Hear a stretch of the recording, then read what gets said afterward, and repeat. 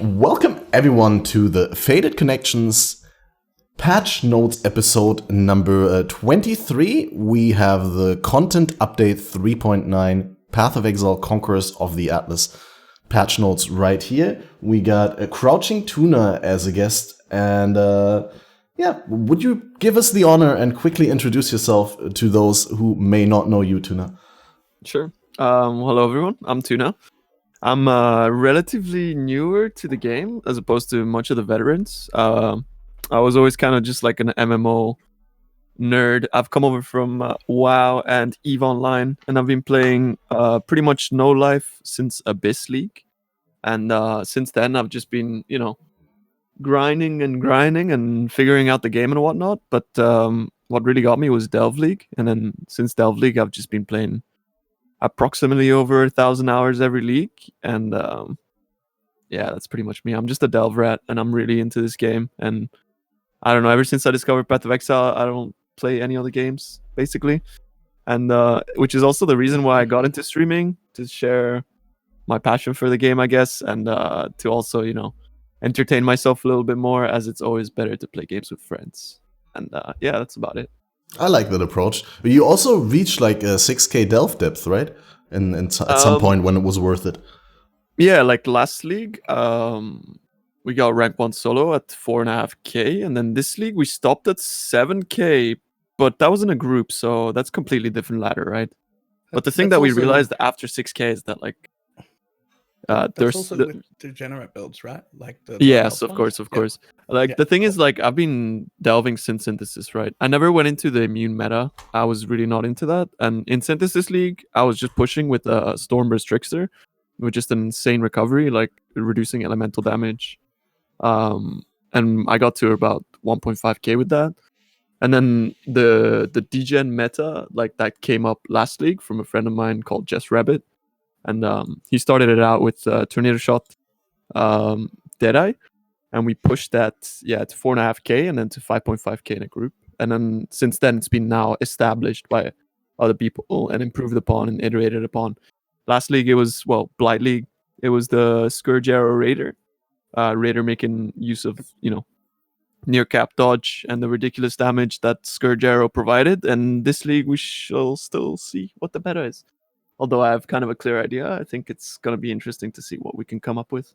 I mean, Raider didn't get nerfed, and the evasion on Raider is insane. Yeah. Look, it's still Raider. It's just not Scourge Arrow anymore. But it's any bow skill you want with Arrow Nova support, right? I mean, the thing is, bows took really a big hit this league. Like, we lost like 30 to 40% damage on bows, which I think like might not seem like that much, but 30 to 40% in Delve is a couple thousand Delve depths. Because if you we lost damage on bows? I mean, bows got deck stacking bows on, got high desire, effectiveness of damage nerfs, and also like for the specific Delve build, right? For the deck stacking stuff, but outside of the deck stacking, it's more on a level. Your low end bow builds are now stronger. Your high end bow builds are now weaker, which is a very weird thing to do during the bow league. But let's be honest, it's the second spell league, and I'm excited because BalorMage. I like spells. Fair enough. And I think this might be a spell league, by the way, at least for Delve. Yeah, might be the case. Quick hint, Balor, do you have any adjustment for your volume? Because I have you on max volume, and people pointed out that you're a little bit lower than Tuna. Let's have a look. No, that is maxed. No, wait, no, it's not. Okay, now it is. Okay. How about now? Yeah, I guess we'll have to work with it. Doesn't seem significantly different, but it also didn't feel that bad for me. Like, it was just pointed out. So, Balor, what's your approach for next league? What's your plan? Like, you've been playing softcore this league again? Yeah, and I'm staying softcore. I really considered getting in that hardcore solo self-found race thing. I have no illusions about being able to get first place. I'm not that good. Yeah. But there are cash rewards up to 15th. And I am good enough to have a shot at that. Like, I am good enough to have a shot at some of the cash rewards. Right. But when I thought about it, I was like, that's a lot of work. And it's a lot of work in a league I don't want to stay in. And on top of that, it really ruins my whole thing I've been doing recently, which is like tripling down on like build guides and working on the website with build guides on it and like trying out as many different things as possible and really trying to provide as much content on multiple platforms as I can. And then my favorite part about streaming is interacting with chat. And if I end up going hardcore solo self-found in a race environment, I'm going to miss half to 2/3 of chat because I don't have 4 eyes like Zizaran and I just don't understand how he reads like that while playing hardcore. Dies. I can't do it. Yeah, well, he dies. Yeah, that's it. And I'm like, all of those things together. And I was just like, you know what? I'm really going to enjoy watching the race happen. I'm super happy and excited that it's happening. I'm going to be relying on chat to link me every important rip that happens, and I'm going to be super excited about it. But I'm staying softcore. Like, I got too much stuff to do. It's just not. I think that's completely fair enough from like a content creator perspective, and also like I'm also on the same page. Like, I think if we had a little bit more of a build up to it, maybe I would have considered it. Like if I knew like maybe before I started practicing like a month ago or something. But essentially it's sort of like if you do decide to play this league, if you're not confident with your skill on hardcore, it is almost like no way that you can actually compete, first of all. And secondly, like getting into softcore trade 1 month late, that pretty much guarantees that you're screwed, right? For the remainder of the league. And as someone that generally relies on the first month to really make 90% of your currency or whatever, you're going to be like at such a disadvantage coming back in. And I feel like, at least for me, motivating myself to keep going for the 2 months after that, because I always stream 3 months, right? Yeah. It's going to be really difficult. And I need to sort of preserve that long-term goal of like playing the entire league, because that's what I plan to do, to be there for the boys, because there's a lot of my chat and a lot of people that play for the entirety of the 3 months. And they kind of rely on me to stay motivated. Because they don't play 100 hours a week like we do. Their content lasts the entire... Fair enough. And I kind of envy that a little bit. Yeah. Just cut that down to 40 hours a week and I will play right up until the last day every single time.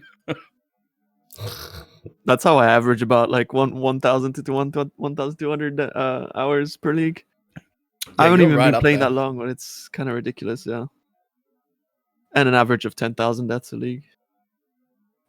10,000 deaths a league? Well, yeah. I was really tempted to go softcore this time. I was actually considering it because I was talking to Balor and we were like, well, we really want to do a custom league a couple of weeks into the league, like probably in the middle of the league. We'd really love to do like a small trade economy, hardcore, fresh reset to keep the stuff going. And I had so much fun in custom leagues recently because you can have this option. The custom leagues provide additional options, obviously. And I'm not really hyped about all mods leagues anymore. I did that for a while. But what I really like now is no magic and rare item drops. And like either monster speed or monster life, something to give the monsters a little bit more time to fight back.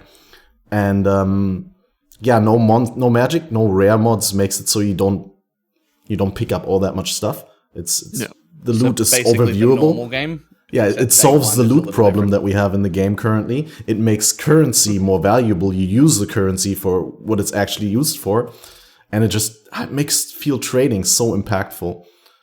Like, I mean, I didn't trade for all that many rares, but like every unique trade was so hard to figure out what is the unique worth to me, what is it worth to the buyer, and how can I like give the buyer that value in an item rather than currency, because they're also looking for value for their build. So oftentimes you'll do like item for item trades, and that's really interesting. Just, I don't know. And things like that can end up being trades that you're like, well, I've got a Shavs, but no interest in doing that. And they've got a Quill Rain that I want. And you might literally swap your Shavs for a Quill Rain because that's got something you wanted, but you were never planning on using this. And just like things that in a normal trade league would be so uneven, but to the two people making a trade in a small private league, you're like, well, that's the item I need. That's the one I wanted, and I've got the one he needs. So we make the trade and we're both happy.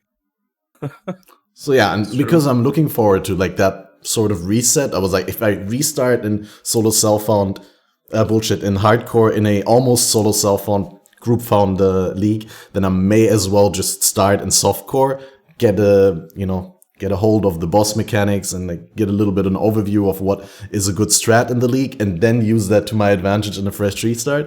But then Zizaran announced the Awakener kill, and I have to say I got a couple of viewers that are so die-hard hardcore who actually said that they wouldn't watch me if I wasn't gonna play hardcore. I mean, that wouldn't be a reason for me to not play softcore, because it's like, a handful of people really like die-hard fans and who would be just watching some other hardcore gameplay and be coming back for hardcore. But I just want to say in there, bullshit, they're liars.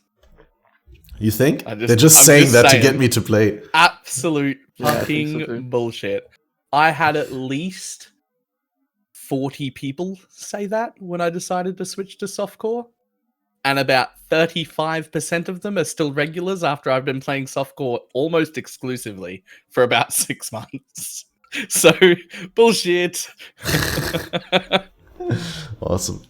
Okay, good. Also, what's most important is that you gotta enjoy yourself. I think that's the main thing about a stream that people overlook a little bit, is that, like, if you're, as a streamer, you're enjoying yourself, the content is gonna be, like, 10 times more enjoyable. That's also what I realized, like, you just gotta enjoy yourself, man. And if you're doing that, like, people will still hang around. So long as people see that you're having fun and, all that kind of stuff. I think that's what it's all about, really. Yeah, sure. Making sure that you motivate yourself to keep playing, and you're always there, and then having fun, and people will stick around. You're right. I mean, the league that you decide to play in doesn't really impact the value for your viewers too much. I mean, you'll still be able to explain mechanics. You'll still be able to figure out things. You're still making interesting builds. It's just like when they die, you actually get to play them a little bit longer. Right. And it also lets you like test things too that are weird. You're like, I wonder.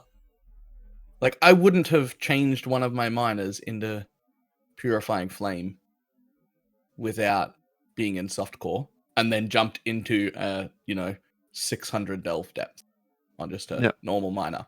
Like, I just wouldn't have done that. Turns out it was fantastic. Turns out Purifying Flame is probably the highest damage mine that I can get. Big. And its AoE is disgusting, and I'm very happy with it. But I never would have tried that everywhere as well. Yeah, the consecrated ground is so good. I never ever would have tried that in hardcore, because it was so off meta and no one was playing it, and I was like, there must be a reason, but it just kept popping back into my head in Path of Building, and I was like, well, I mean, I'll just try it. I'm in softcore, let's go, and then it was fantastic. Let me give you an idea about the Conquerors stuff, because I know people overlook this, but you should check out Inquisitor in Scion for consecrated ground stuff, because you're just immune to all ailments. And then actually Scion is really good for miner. I think it's worth having a look at. I think some really interesting builds will come out of that. What would you go with for the second Ascendancy? Is that the obvious Saboteur choice, or is there other things that you'd consider, like some sort of self-offering shenanigans with Necro? Or the funny thing is, you can't talk about it. Oh, well, you could also go like, the funny thing about Scion is that it's like, okay, the first Ascendancy is something that's like really good, right? Like, okay, like Inquisitor or whatever. Since you don't really need to actually have a starting point on the tree, you could even just go for Berserker. That's 15% more damage, like literally just 15% more, and you're like, all right, done. But then like there's other interactions which you could look at which are like probably better, right? Like, there's a lot of Ascendancies that might actually be worth it, but it's nice to have that choice to be able to like mix and match things. So you get like something that really helps you clear early on, that boosts your damage. When you get enough damage, then you may switch into something that's safer, like Pathfinder for bossing, for example. Right. So you generate flash charges without killing. I mean, Sab in Ascendant always gets overlooked, even on a non-mine or trap build. It's already still pretty good. I don't recall exactly. You only get the up to 10% regen for mines and traps triggered recently, and what else do you get? Yeah. Penetration, so 25% chance to blind, which is huge. Any build you're running that isn't blinding should be blinding. Find a way to blind all the time on every build forever. I'm running Flesh and Stone. Yeah, blind is actually OP. Like, it's the biggest overlooked defensive mechanic in the game. It's OP as it's like, but then it also comes free evasion. Yeah. And then it also comes with 30% area and 8 pen. Like, even if you're not a miner, that's still a pretty decent ascendancy. Yeah. And then if you get the 10% regen on top of it, then yeah, it's pretty. It's honestly the same when I was looking at Inquisitor. It just seemed actually ridiculous. Like how like one like this gives you 35% more damage on top of being ailment immune. It's like, all right, sounds good. You know, because you're getting 30% crit multi from enemies that are affected by elemental ailments, 6% pen. You get chance to create Con Ground, which is like, it's cool, but like you just use a sulfur flask, right? If you're a miner, because you don't actually create Con Ground if you're a miner. And then nearby enemies take 10% increased elemental damage. It's like, all right, then. That's cool. And then you get like all these passives for free if you don't have to start from a specific point on the tree, right? Which Scion, I think, is completely fine to start with as well. Like, I think it's pretty strong. Like, you just go through spell damage, you get Harrier, and then you're out. Yeah, I always considered Scion pretty bad until I actually played it again in Scissorin's Ascendant only private league that he did last league. And I realized that if you're doing the Orb of Storm's Wave of Conviction leveling, which was really good last league, that it's only 4 points more into the tree than with Templar and Witch, and you're lacking a little bit of like 60% increased damage from the start nodes that you're not getting. Yep. But basically it's 4 points more, and you're oh shit, sorry.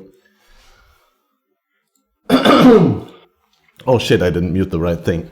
Anyway, what I wanted to say is it's 4 points more, a little bit less more increased damage, but you're basically in the same tree position.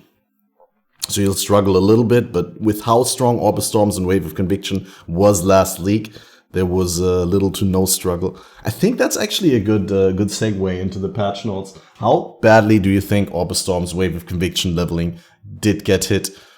Untouched. Practically untouched.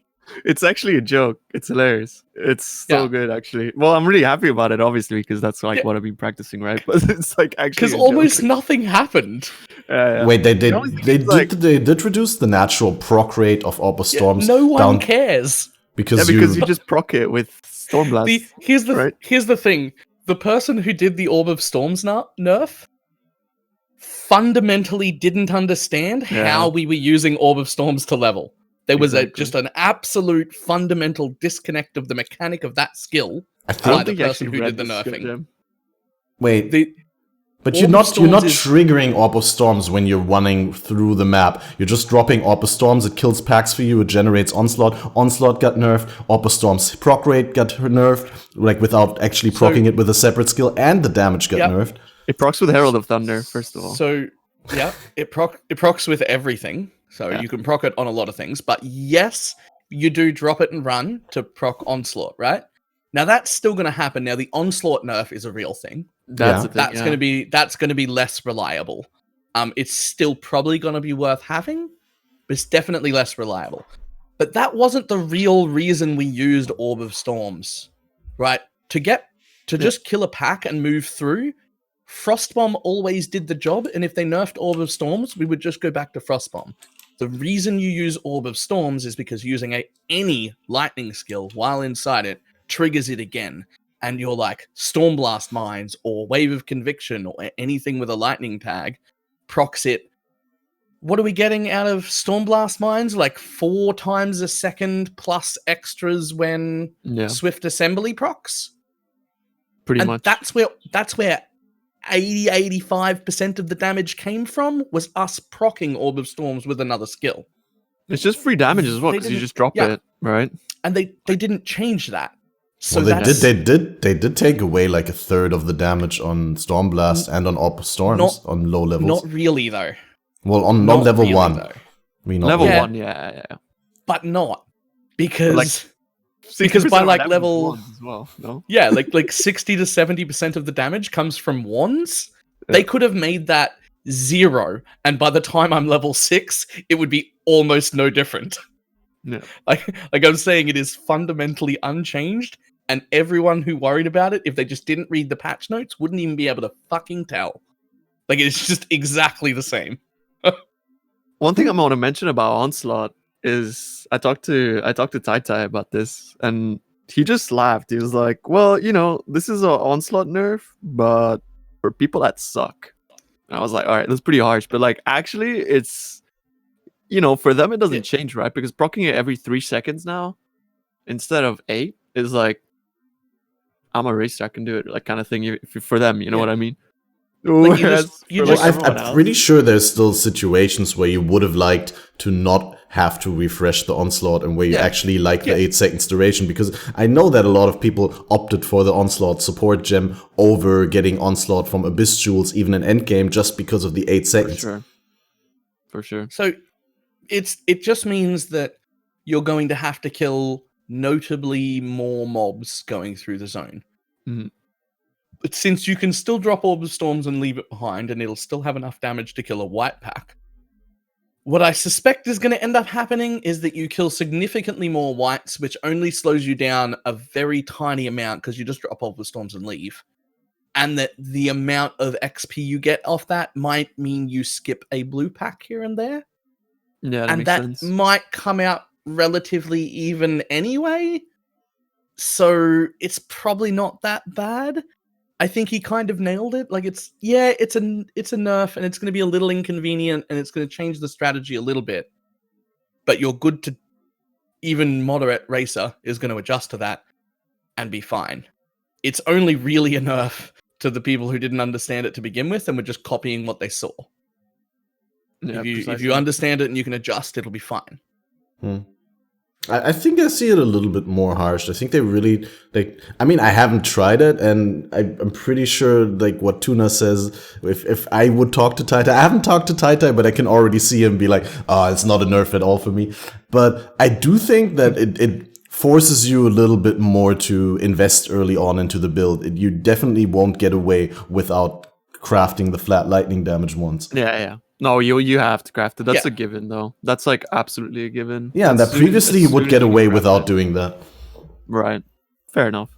But it's almost like to me that like I'm not by any means good at speedrunning or anything like that. But like as I learned how to do these things, and as I like was copying Ty23 stream and things like that, like to try to understand why they're doing the things that they do. And then like when I started doing the one crafts, it's just like, I've just like quadrupled my damage. And now everything is so easy to trivial until maps. I use my blue wands till maps. It's just like, all right then. I usually replace my blue wands around anywhere Act 6 or past when I find a decent Essence of Woe. Yeah. If that happens, I'll throw it on a new wand. Otherwise, I'll just keep wearing that blue one. I would do that right before maps, essentially, on all my speed runs. Just like right before I get into maps, I have the essences which I pick up because I tend to pick up quite a lot of them. They're essentially like the most OP thing early league, I think. Just picking up all the essences. It's like a free alchemy orb on top of potentially getting a really good mod. So I always pick them up, and then you find two good, like whatever good base you find late game, and then you just slap them on. Make sure you have a filter that shows gray wands, so you can slap on the best base, and you're good to go. Maybe I'm bad. I just buy wands from a vendor when I'm ready. That's doable as well. They're just like they one transmute. You're at like Act 7, 8, 9, true. Whatever. I just tied them. I don't like shit on my filter. I just tied them. I'll just buy one from a vendor. It's fine. It's probably just as efficient, to be fair. Like I don't know. I'm just like used to having like on my filter, they're like small and like see-through, so that like I can see them, but like I generally never really look at them unless I'm like actively looking for one, if you know what I mean.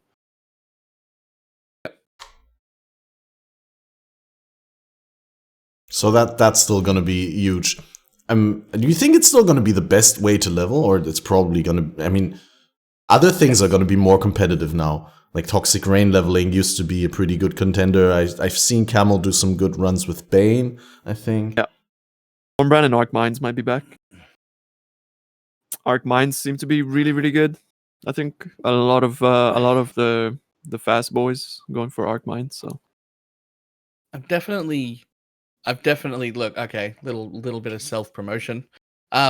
Just a few hours ago, I finished writing a mine guide for solo self-found like style league start builds. That was originally going to be just a ball lightning mine build because that's what I practiced. And then they announced the buff to Arc, and then I had a good look at my tree and was like, oh, so I'm scaling lightning spells that crit? Okay, I guess I'll just swap Arc in and keep the exact same build. So now it's both. And so that just went up on the website. And so if people want to do that, have a look at that. It's quite good. Man, if you can get a Tremorod early, holy shit, Arc is going to destroy. Ooh. Like, it's going to be insane with a Tremorod. Because, like, the main thing about, like, using... Because, like, the thing that GGG did that kind of a little bit bothers me with mines is that made like the specific mine gems, right? Like Stormblast Mine, which is inherently like you get another 40% multiplier in game, right? Because you just get another skill gem instead of having to use what used to be Remote Mine, and like which made them like so OP compared to the other mines. Which to some extent, I think that's like kind of a bad thing because now you feel like you have less freedom to use whatever skill. But with Tremorod, obviously early league, that completely fixes that. So, well, yeah, I don't know. Everyone was really excited about Icicle Mines this league, but with the exception of the like Deadeye Super Deep Delving one, just for like all the other general play, Ball Lightning has already been better than it in every way. Yeah, absolutely. Like I've extensively played both, and Ball Lightning was just better at everything. Like triple the boss damage, the same or better clear, and less cancer on my screen. It was fantastic, and they didn't touch it. I think I played Ball Lightning Minor. I think it was like last league or the league before. It was really, really good. Like you could just delete Guardians, but I think that was still actually no. It must have been pre-Legion because that's when you could like just detonate like how much was it, like 12 mines at once. Just like Ball Lightning shotguns just coming out and just like literally just one-shotting everything. The only thing I don't like about Ball Lightning is how slow they are, especially since like you had to go for slower proj, I guess, for like bossing and things like that. I didn't go for slower proj, which makes sense. Use it. I could, and if I had a 6-link, which I only did it in solo self-found, I did it like for a bunch of solo self-found testing to like build the build guide, and I ended up killing Shaper and Uber Elder on like a 5-link. I wasn't even Uber ascended for Shaper, and it was still easy. And in garbage solo self-found gear, like day 3 style solo self-found, and I'm bad at solo self-found playing, so it carried really hard. If I had a 6-link, I probably would have put added cold in there and then swapped it for slower proj for like the real hard bosses, for like Uber Elder style things that needed all the extra damage. But I didn't, so I didn't use it, and I only had a 5-link, and it was still great. It still just obliterated everything. Just mines are so good. Just being able to generically scale damage is just so insane. Like it's just having like, oh, you can scale it off cold, spell, and now mines on top of that. And then like the mine nodes are just unbelievably good. Like they're just so good. Success to detonation, volatile mines, like getting power charges now. It's like actually ridiculous what you can do with them. Yeah, I'm really surprised by how miners basically didn't get hit at all. Yeah, miners were really, really strong last patch, and I was expecting a little bit more of a nerf. But apparently, like minion builds absorbed it all, and they also didn't get nerfed enough, in my opinion. Let's talk a little bit about minion builds. What do you think about necromancers, about specters, about zombies? Are they not as good as they were last league? Are they still sufficiently good? I mean, Zombies are the big losers in the summoner toolkit, right? I feel like that's the only thing that really got that big of a hit, right? Just zombies. Like they didn't nerf like actual necromancer. Well, like barely, right? So I was super surprised that there's as few ascendancy adjustments as there is. Like that's one thing that blew my mind, because they obviously said like bow ranger rework, and like last league they were like, oh, we're just doing some small numerical changes to raider, but next league, boys, you're getting the big changes. And then it's like not even one change to raider, which like it's already good enough, but like good enough doesn't mean that it's like engaging to some extent, because like I feel like it's so like boring. Raider is boring. It just gives you like, it's amazing, right? But it's like, it's just like odd. You just get more dodge, and it's like generic damage, frenzy damage. There's no like boring. It means cool stuff. Like certain classes, if you didn't know what they were and you just sat down and played with no UI, you could tell what class you were. Yeah. Right. You could feel it. You can feel Elementalist's Conflux. You can feel Trickster's Ghost Shroud. You can feel Tailwind. You can't feel 100% onslaught effect, and you can't feel perma phasing. And you can feel perma phasing. That's the main thing about it. Yeah, but I don't notice, like this because cool interaction, right? Yeah, like on any other build, I just run a phasing flask with 100% uptime. So right, like it doesn't. Yeah, Raider is good and powerful. It's just very boring, right? Like it doesn't have. Yeah. Doesn't have no ricochet, no gathering winds, no extra proj, no infinite flasks, like, or like Saboteur with the blind. Well, we can get Tailwind on the boots now, right? Yeah, true. That's such a big nerf to Deadeye, by the way. It feels really bad. Which Deadeye was already just sort of like just hanging back from Raider, maybe better in some cases and worse in others. Like it was close. And they like, but how about if we take half the Deadeye Ascendancy and we put it as one affix on your boots? Yeah. Well, bye, Deadeye. Yeah, it feels really, really bad for Deadeye. Also, because like Ricochet is amazing, but like most bow skills, they don't want to chain. They just want to pierce. And so like Ricochet is just treated as 10% more damage.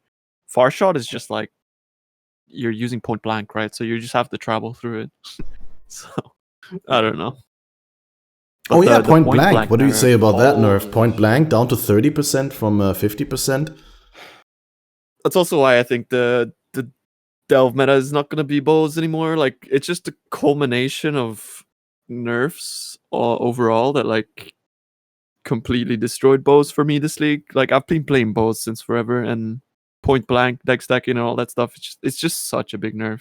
Isn't that also like a nerf that destroys the buffs to Molten Strike? Like Molten Strike got like 7% more damage and an additional projectile, like I heard. I think that wasn't in the patch notes originally.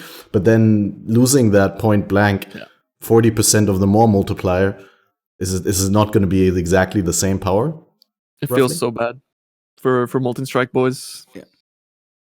But before we even got to that in the patch notes, Melee was already dead before then. So like it's just beating a dead horse at this point. It's so sad, yeah. Fine. I really didn't understand that. Again, like they're taking the approach of like nerfing the really, really top end builds at the expense of everyone, which is like, I mean, like it's 0.01% of the game. Like, relax. What in particular are we referring here to? Like, what destroyed Melee in your opinion? Is it the change from reduced damage to less damage on Fortify? No, that only affected super tanky like Deep Delvers, like the Dans of the world. That hit hard. I actually calculated it. If you just have Fortify and a Basalt Flask up, it's still a difference of 3% Fizz mitigation.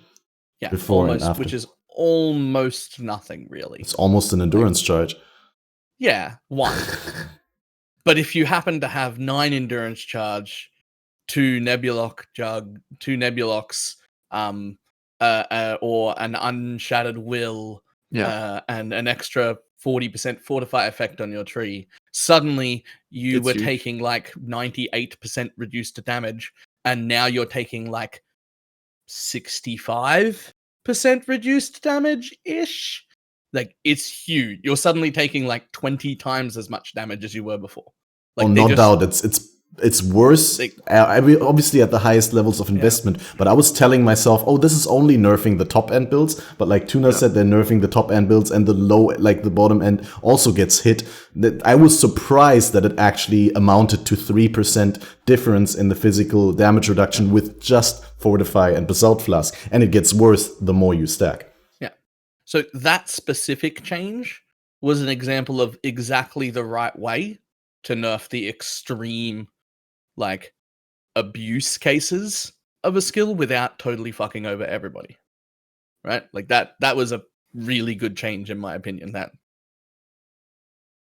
the only thing I don't like about that is that if I want to delve past 1,000 or much past 1,000 again, I have to go degenerate build. And I really don't enjoy those builds, so I probably just won't delve anymore. Well, I mean, I know I can get to like 1,000 to 1,500. Yeah, you can at least in softcore with some other builds. Yeah, but if I want to like push deep, the build that I ran this league to delve with was a Herald of Agony dual Nebulock Juggernaut. It was doing nearly twice the damage of any other Herald of Agony build, and was way tankier because I was a dual Nebulock Juggernaut build. And I was thinking that I could make that again if I could. I was going to probably spend what I guess would be somewhere around about 100x trying to recreate my helmet in League. And then I was going to go again and see how deep it could go. And now I don't know if I will delve at all because I don't really enjoy the degenerate builds. There's a few people asking in chat what a degenerate build is. I think I'm the one that started calling them that, and it just caught on.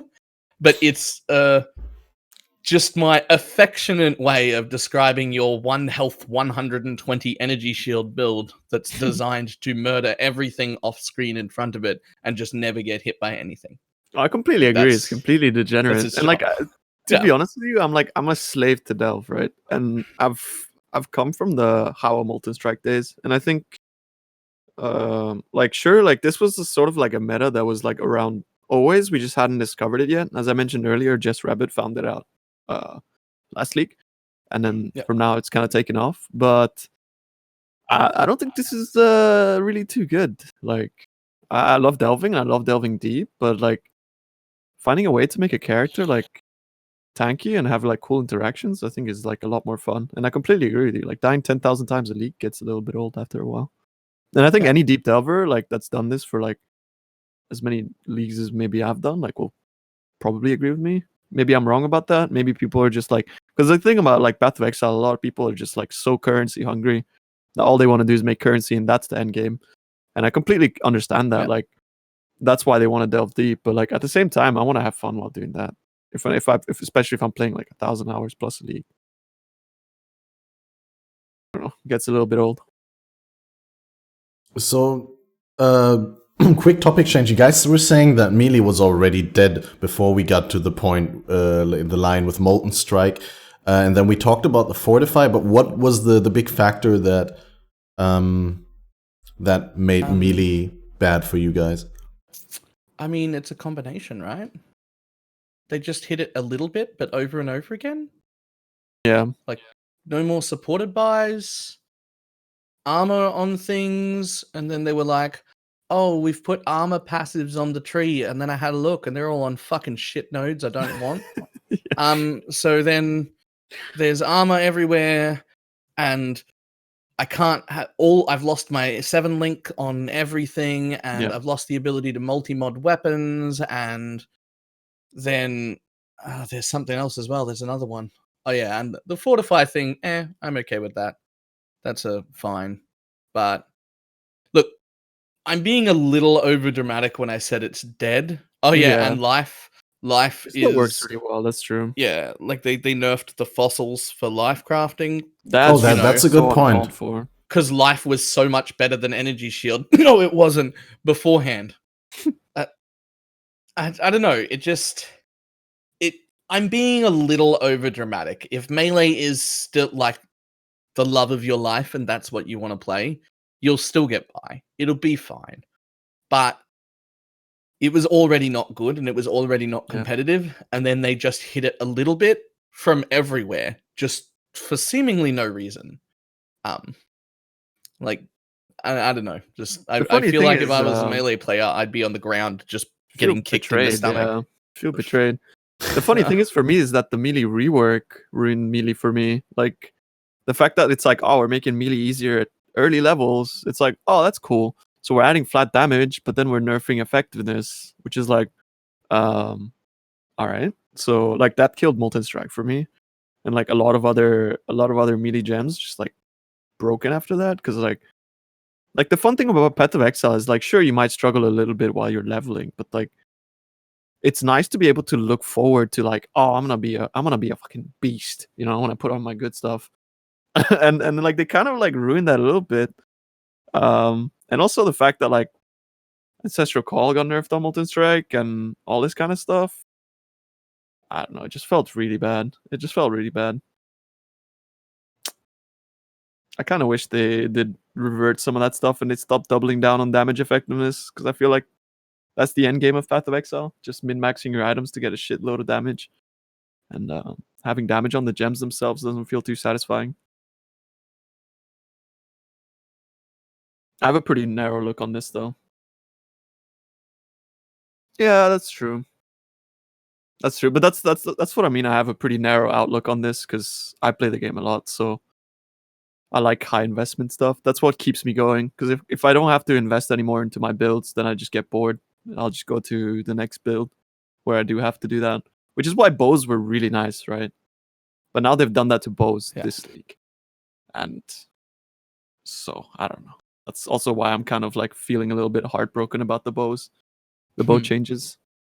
What about? We're sure Barrage got nerfed before we even saw it, right? Barrage support? Right. And that hit hard. Like I read that and I was like, wait, what? And I'm Did like, you see the explosive arrow one as well? I don't just think like I knew what it was mid reading patches, they just yoinked the 50% effectiveness out of it. And it's still on the gem skill page, but it's not in the patch notes anymore. So I don't know what the hell's going on there. Also, wait, what is missing from the patch notes? In explosive arrow, there's no more 50% effectiveness of damage. Oh yeah, there's no more base damage from your weapon on explosive arrow. True. Exactly, but on the skill gem page, it's still there. Yeah, and they also said, like in the AMA or somewhere on the Reddit, I saw that they did actually, that it's not gone, but it's just gonna be adjusted or something like that. But yeah, okay, it's a little bit confusing because if there's no base damage, then it's an obvious choice. You go Krill Rain, right? Right. So and it seems like just Blast Rain, right? They're just trying to make it like Blast Rain. Apparently, Rory confirmed that it is going to be on there. Okay. And there was a Reddit post about it. It's still 50%, just added to the patch note. Okay. Then why, if they don't change it, why did it take it away from the patch notes? Yeah, why did they edit it? When I read this patch note, it was on there. Yeah. And now I just searched for it and it's not. That's really weird. Usually all the edits get added to the bottom now. After like 4 or 5 leagues ago when they like ninja changed something and everybody got real butthurt about it. Yep. There it is. I'll just open it on the screen here. Reddit is slow. So Rory says the first one is correct. Oh wait, that was an example. Wait, where's the... if you guys send me Reddit links, don't send me normal Reddit links, but send me DD Reddit links, because that's the hyperlink for the old layout in the dark version. So you go dd.reddit, and then you have the old layout, and you have the dark version, and it's really good, because you can actually see things. Old Reddit is the best.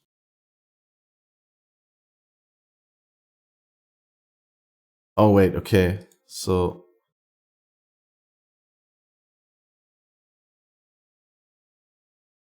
that portion of the damage is still there, just not described in the patch notes. I still don't understand why it's been removed then. But yeah, anyway, it's confirmed. Alright, that's fine. As long as it's still there, because Explosive Arrow is going to be like my second build. I'm really excited to play it. He also confirmed that every galvanic arrow projectile in sequence, when you support it by barrage, has the damage cone. That sounds pretty cool. Yeah, that's pretty okay. But did you guys notice the shit show that happened with galvanic? No, what did happen? Because Chris Wilson clearly stated we're reworking shrapnel shot into galvanic arrow, and it will shotgun. And that shit got me so excited. It does not shotgun. No, it doesn't shotgun. What? No, it does not shotgun. That's shrapnel ballista. Yeah, I think he mixed things up there. I mean, they also said that you'd have up to 8 6-links when you were clearly having up to 9 6-links. There was just some things that were like, I mean, if you run like a big convention like that, there's so many things on your mind and there's so many things that you actually have to just take for granted without questioning, just relying on the information being correct and stuff like that can get overlooked. I was so salty, man. I look forward to galvanic arrow so much. And actually, they've made shrapnel shot galvanic arrow now actually a lot worse than it was because we're losing 100% double damage from threshold tools. So it's better for leveling though. Like I leveling. Use it as my leveling bow skill until I get into toxic rain, and it was okay. And I was like, it would be better to do something else. But I'm really looking forward to getting base damage on the gem now with each level. That will just smooth out the progression, and I won't feel as much pressured into getting a bow upgrade, which is great. I'm really enjoying that trend of adding not a super large amount, but just a little bit of base damage to early things. Like by the time you hit gem level 20, the base damage added isn't that big. It's really not super impactful. But it really smoothed out every attack gem for leveling that got it, right? Like every one of them felt way better. That is a really big change that they keep making to new things, and I'm really liking it. It's just making leveling generally smoother. I agree. That's kind of nice. Yeah. That's kind of nice. It like makes you have to worry a lot less about essentially just having to like, oh, this is a contempt. I have to then go to level 35, find my thicket bow, use the contempt on it, hopefully it rolls something good, go to my hideout, craft on it, all that stuff. So and especially like with bows specifically, if you ever tried to league start bows, it can definitely be done and it can definitely be quick.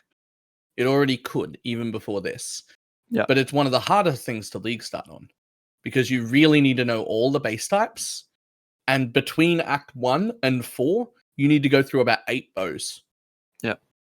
And we're talking about like an hour's worth of playtime. You need to be replacing your bow on average once every 6 to 8 minutes. And your quiver about 3 times as well. Yeah. If you want to min-max. Yeah. And I'm like, it gets rough. You have to know all the bases. You have to have all the bases showing, even the white ones. You've got to be really ready to craft if you just end up 2 or 3 levels above where a base starts showing up and you haven't managed to find one yet. You need to pick one up and craft it. Like, it was a big pain in the ass. It was a lot of extra things that you had to do. And so just adding flat to it is just gonna make all the bow stuff just a lot easier to level. Yeah, for sure. Yeah. Did you guys notice what they did to Yoke? It's kind of like jumping a little bit to the bug fixes. Yeah. You mean fix it? Yeah. Well, but it's as good as it was meant to be.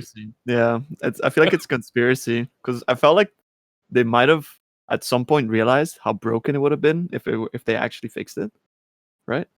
And now they took the chance to do that because of the drop rate is completely because now you can't get it now. Yeah, exactly. So I think that at some point, they must have realized that this wasn't working a while back, and they're like, "Holy shit, this item is going to be so broken." And now that it's like the nerf rate is non-existent, it's like, oh well, you can have a good yoke now. And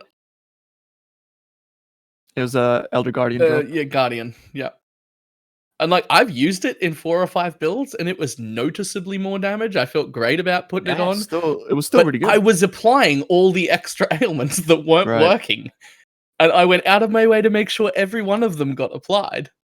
And it was worth it and it felt good. If half of them weren't even working, exactly, that's actually really good. The item's insane, indeed. Yeah. It was just like actual, like, for the most part, just placebo, right? Because you're like, yo, I'm applying all this shit and now it's so much better. But actually, you could have applied just like, chill and shock, and that would have been good enough. But now that you can like actually stack all the ailments, it's insane. It's like actually synergy probably with gonna be like elemental hit. a chase item. Like Ellie Hit has inherent bonuses per ailment applied, right? Yeah. So that seems like insane. a good pairing. So talking about bow skills, they added a whole new archetype, so to say. They didn't go that heavy on archetype redesign like with other leagues, where they promote like 2 or 3 ascendancies and kind of pigeonhole them a little bit into what sort of skill class they should use. They didn't really do that this time, because also we were all underwhelmed by the ascendancy changes, but they did add ballista totems. They changed ranged attack totems to ballista totems. Yep. What's your opinion on ballistas overall, Tuna? I myself think it might be like fun for people that enjoy that playstyle. But as a bow player, I felt actually extremely disappointed for this league to be branded a bow league, and then instead to just literally just get totems. It might be nice as like I feel like they're prepping us for PoE 2 essentially, and like this doesn't yet work in the current iteration of the game. In PoE 2, when we get 9 6-links, I think ballistas are going to be insane, like absolutely insane. You're just going to be able to put them down and whatnot, and you're going to be able to have fun with like as many 6-links as you want. But in the current iteration of the game, I feel like you have to be either completely ballista or not ballista at all, right? Because unless you're Herald of Agony and you want to have ballistas applying your ensnaring arrow, and then or like puncture as well, right? And then you can use them as like a little support thing. But I myself wouldn't really use them as my main source of damage, just because it's like not the playstyle that I particularly enjoy. But that being said, they're really, really strong. Like they're gonna steamroll the game. And from what I saw in the patch notes, Iron Commander has not been nerfed or buffed. And Iron Commander is currently the only way for you to stack damage with dexterity. And if you do get to the point where you have 2000 dexterity, it's going to be absolutely ridiculous. Did they adjust? They adjusted a bunch of bow bases. Did they adjust the Iron Commander base? No, I don't think so, right? From what I saw in the patch notes, there was nothing said about Iron Commander. So I think Iron Commander is going to be absolutely insane. Like if you go Champion, Impale, Iron Commander, Shrapnel, Ballista, like holy shit, that's going to be absolutely insane. The base itself did get a slight buff, I'm pretty sure. Yeah, that's what I was wondering, because they changed some bow bases, and that's... Yeah. But it was I just don't have the list right in front of me right now. But I'm a little bit worried about like people going all in on totems early league, like without knowing the new endgame. And then I'm worried that one of the new endgame bosses will just destroy your totems all the time. Because totem survivability is a real problem in totem builds, especially in high endgame content. And I'm just not sure whether there's enough tools on the tree and on gear to make the totems survivable enough to be alive for a meaningful duration. Now, I mean, I played Divine Ire Hierophant as my starter for Blight, so I did play a lot of totem, and I didn't have like a super big problem with it, because as a Hierophant, you kind of want to be spamming your totems anyway to get the on placing a totem charge effects if you get the charges, or there's some other bonuses that you get.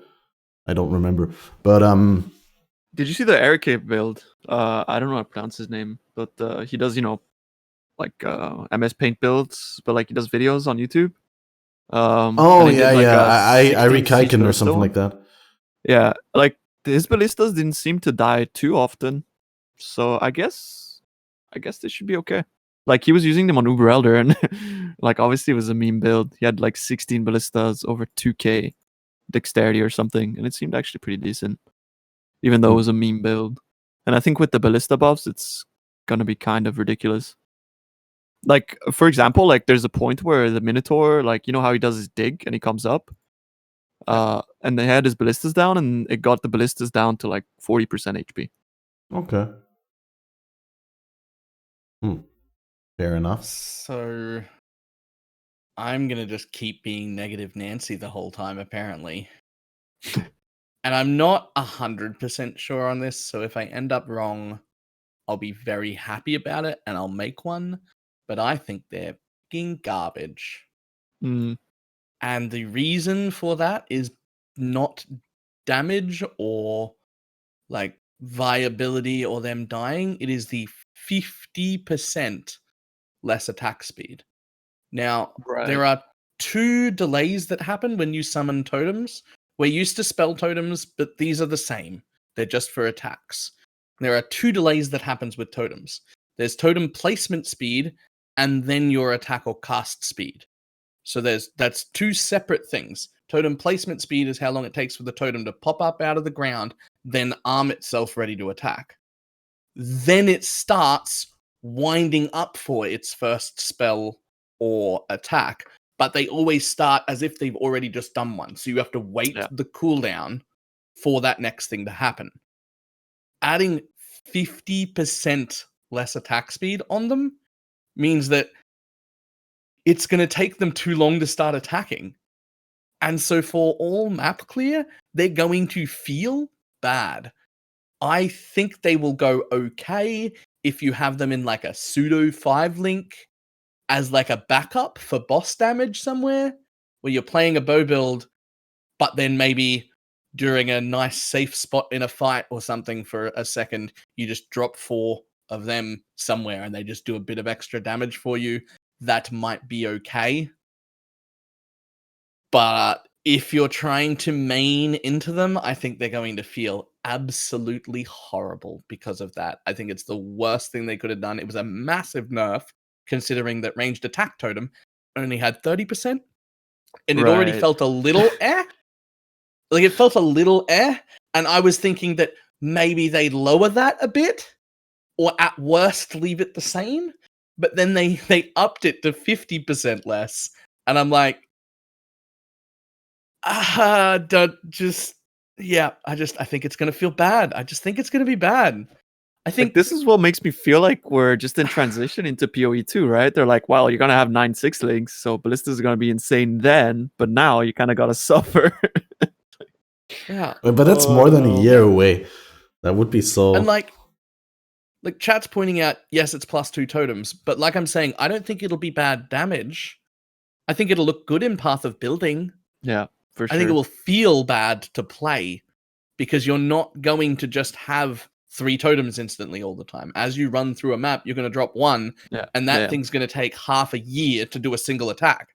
Like, by the time you kill the pack that you dropped it for, like, you're going to be 3 screens away kind of thing. Yeah. If you're going to like run as fast as you generally do with bow builds, even further away, probably. Yeah. It's just that was uncalled for. Yeah. They could have left it at 30. I think it deserved. I was expecting it to be lowered to 20 or maybe even 15. I think that if they had have kept the damage roughly the same, like kept me at 13 or even 20% less attack speed, but given me more of a less damage on it to keep its damage output the same, but let it get that first hit of damage off faster, it would feel great. That would be fine. If they balanced it to keep the actual DPS the same, but just let me get those hits off. Like, it's the or at least same have as like normal one builds. instance, maybe like animation cancel the first one or something. That would instantly fix it. Like as soon as the placement is over, if it just bam. started with an attack, just boom, and then into the cooldown instead, that would be fine. But I don't know. It's the same thing as a lot of melee and why it feels bad. It's attack speed. It was never damage. Melee never had a damage problem. They didn't have it before they got buffs. They're Actually, not the going to damage have was damage incredible. problems after.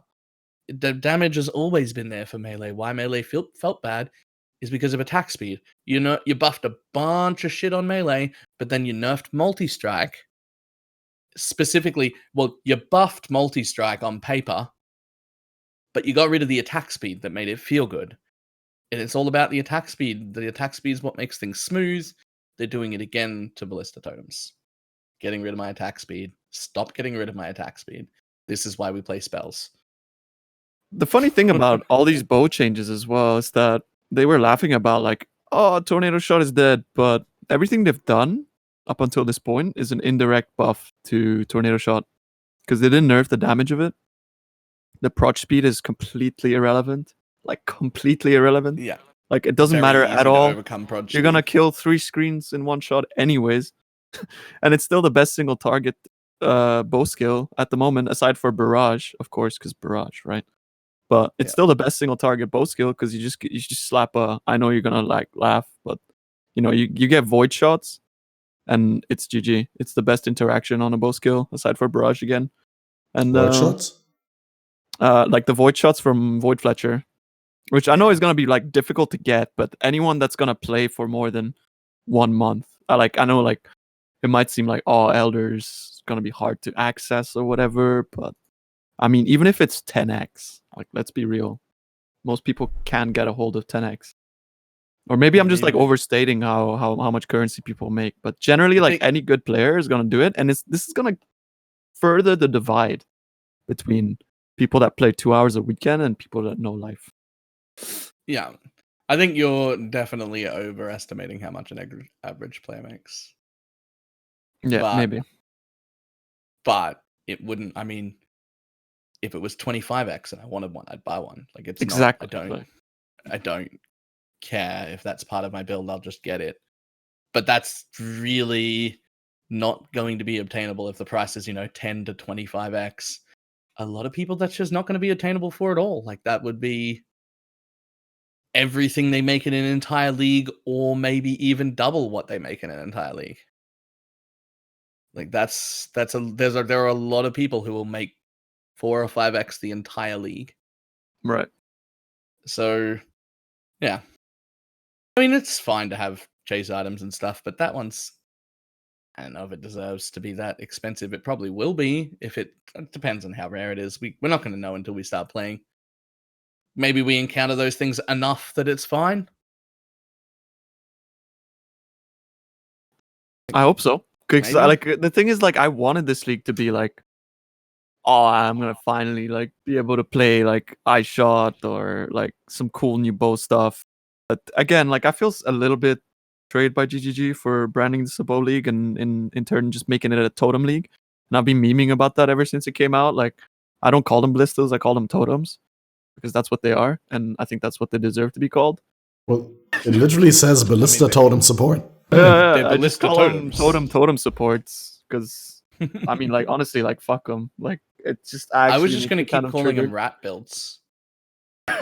Like, can't we just keep calling them rat builds? Ranged attack totem, just rat. That was a better black rat more than I like artillery or whatever it is. Like BTS ballista totem support. Yeah, I'm just gonna keep calling it rat. Ranged attack totem, yeah, rat build. Makes sense. Yeah, I remember Steel Mage. I watched Steel Mage the other day, crunched the numbers on stream a little bit, and it seems like the situation for a ranged attack totem build is exactly the same, only you don't have to use greater multiple totems. That's baked into the gem. Mm-hmm.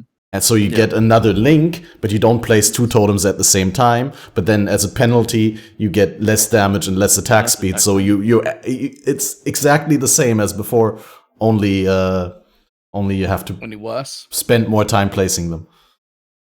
Or I guess the placement speed base is higher, so I don't know. It's a weird change, definitely. Because a lot of the change is just flavor and not actually changing things. Which again, I think is gonna be a good thing in PoE 2. Like in PoE 2, this is gonna be amazing. Like you have a 6-link ballista, you throw 2 of them down, the animation time looked really good. You throw 2 of them down, and then you got your 6-link main support. You have like Barrage with like lightning arrow, you have all those 6 links, and you're gonna be like just plowing through content. It's gonna be amazing, like having like situational skills where it's like, oh shit, I need to dodge this boss now for 6 seconds. Let's put down 3 ranged attack totems, so then I can go back to barraging him when I got some actual like standstill time. And that's cool, but like in the current game, like where you can get a maximum of 2 6 links, it just doesn't make any sense. Doesn't make any sense to me.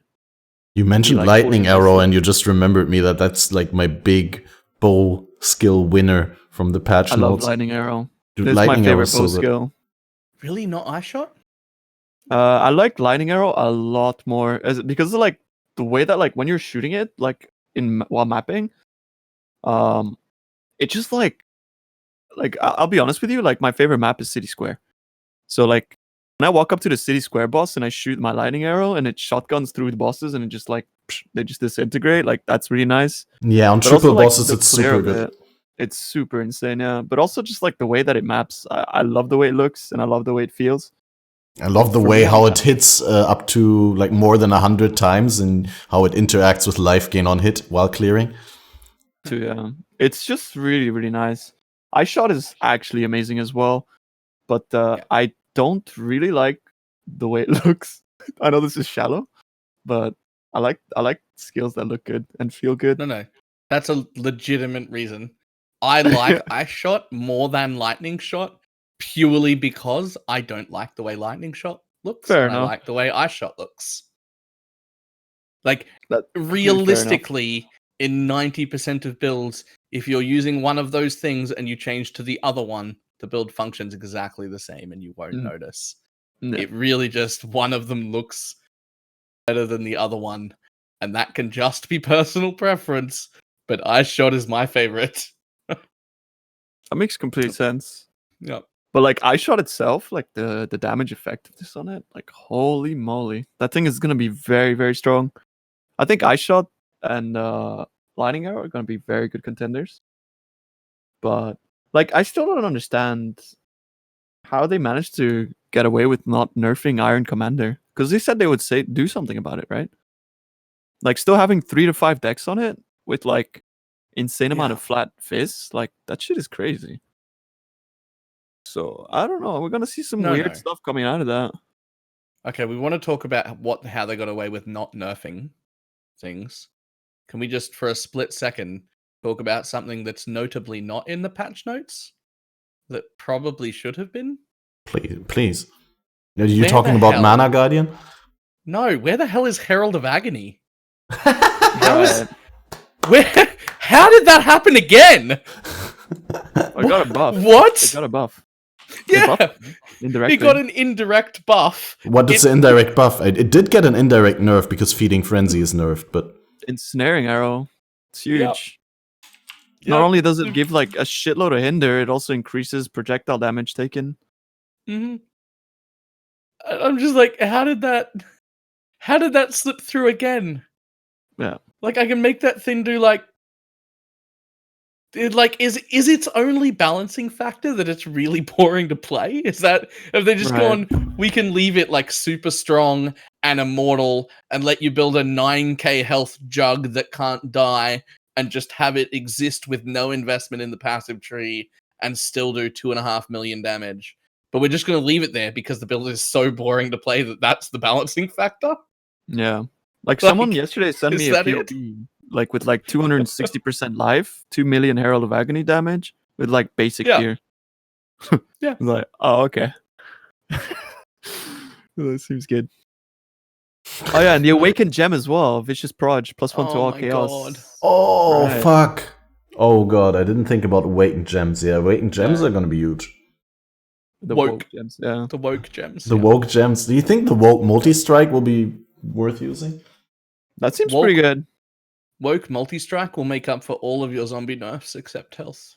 Exactly, yeah. That's true as well. Yeah, and the cooldown.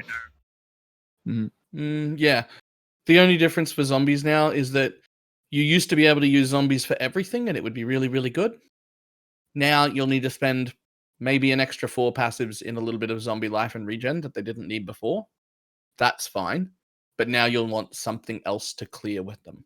Like you used to just be able to bring you could just bring, charge specters or something and just have zombies do everything. With that 6-second cooldown, I don't think that'll clear super nice. It'll still work. But if you just bring like solar guards or slave drivers or something, it'll be fine. Cakes keeps mentioning in chat as well things that are indirect buffs to Herald of Agony, because Curse on Hit obviously was a thing you used on Herald of Agony. Now you got Woke Curse on Hit with +1 Curse. Herald of Agony is going to end up at about 5 mil damage by the time we're done, and it's just untouched. I don't get also, generosity, woke generosity, so now your hatred generosity goes over. That's actually true, yeah. Holy moly, boys. Yo, is this a Herald of Agony league, boys? Let's go. Yeah, I don't understand how the Herald of Agony didn't make it in again. Like, yeah, it definitely shaped my build choice. Like, I'm definitely going Toxic Rain with Herald of Agony, like that hybrid Pathfinder stuff. Because Herald of Agony unnerfed. Plague Bearer has also been nerfed. Plague Bearer is exceptionally powerful for builds that charge it easily, that poison. It's such a nice boost. And that also didn't get nerfed. I mean, I don't think it deserved a nerf, but it's just like I'm putting all the unnerfed stuff into my build. No, fair enough. So I've been trying to convince Steel for the last 2 days that the winner of this race is going to be a Herald of Agony build that starts out as a normal Necromancer. You will start out with zombies and specters.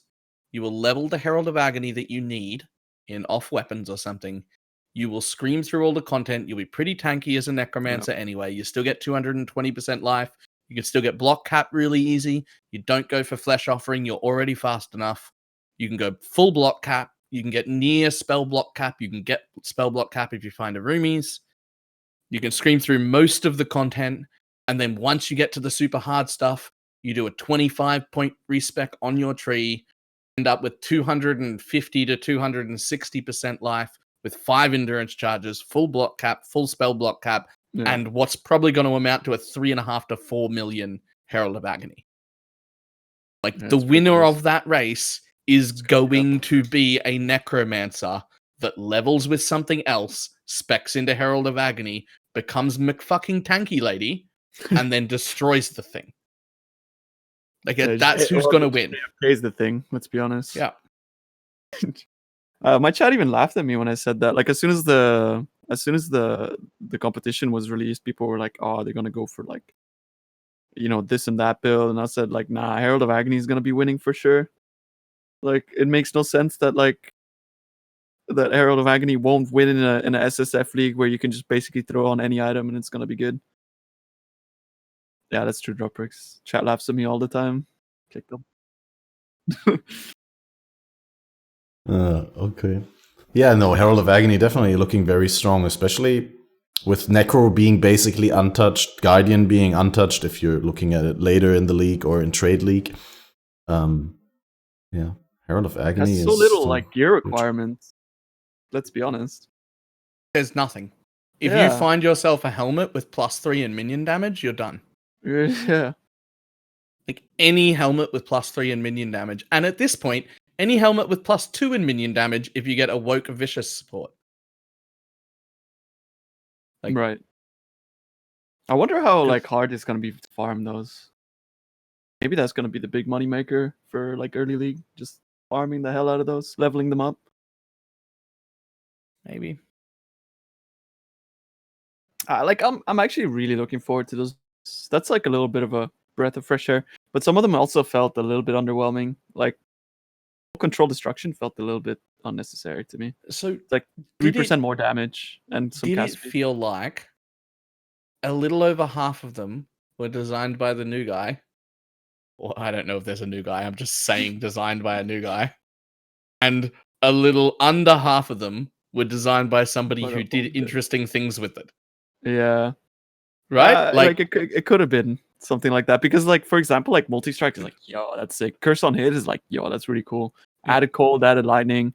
And then you get Blasphemy. like... Yeah, but then you get like Cold Pen. And you're like, oh, okay. And like, that's got, what is it, 5% more pen or something? Yeah, like something like that. And Control Destruction's got like 20% increased cast speed and like 3% more damage. It's like, oh, sure. Yeah. That is barely even what somebody will pay me 2x for that, and I'll just let it go because 5% I could get 5% more damage out of my gear for a few X. Like leveling that up on its own. Like, and I was like looking at it, like, how is this gonna be better at level 1 than at level 21 or 20 control destruction? Like, what is it like? Is it gonna give you one level every like 1%, like 1% more every 2 levels of the gem? Like, like what do you mean? Now they did say specifically that if you Val them to level 6, there will be a much larger increase. Right. So they did specifically say, because the opportunity cost of Valing these gems is insanely high compared to normal, that getting additional levels over 5 on them will be really big, which is also going to include things like +2 support crafts. Right. Which could end up making a decent difference.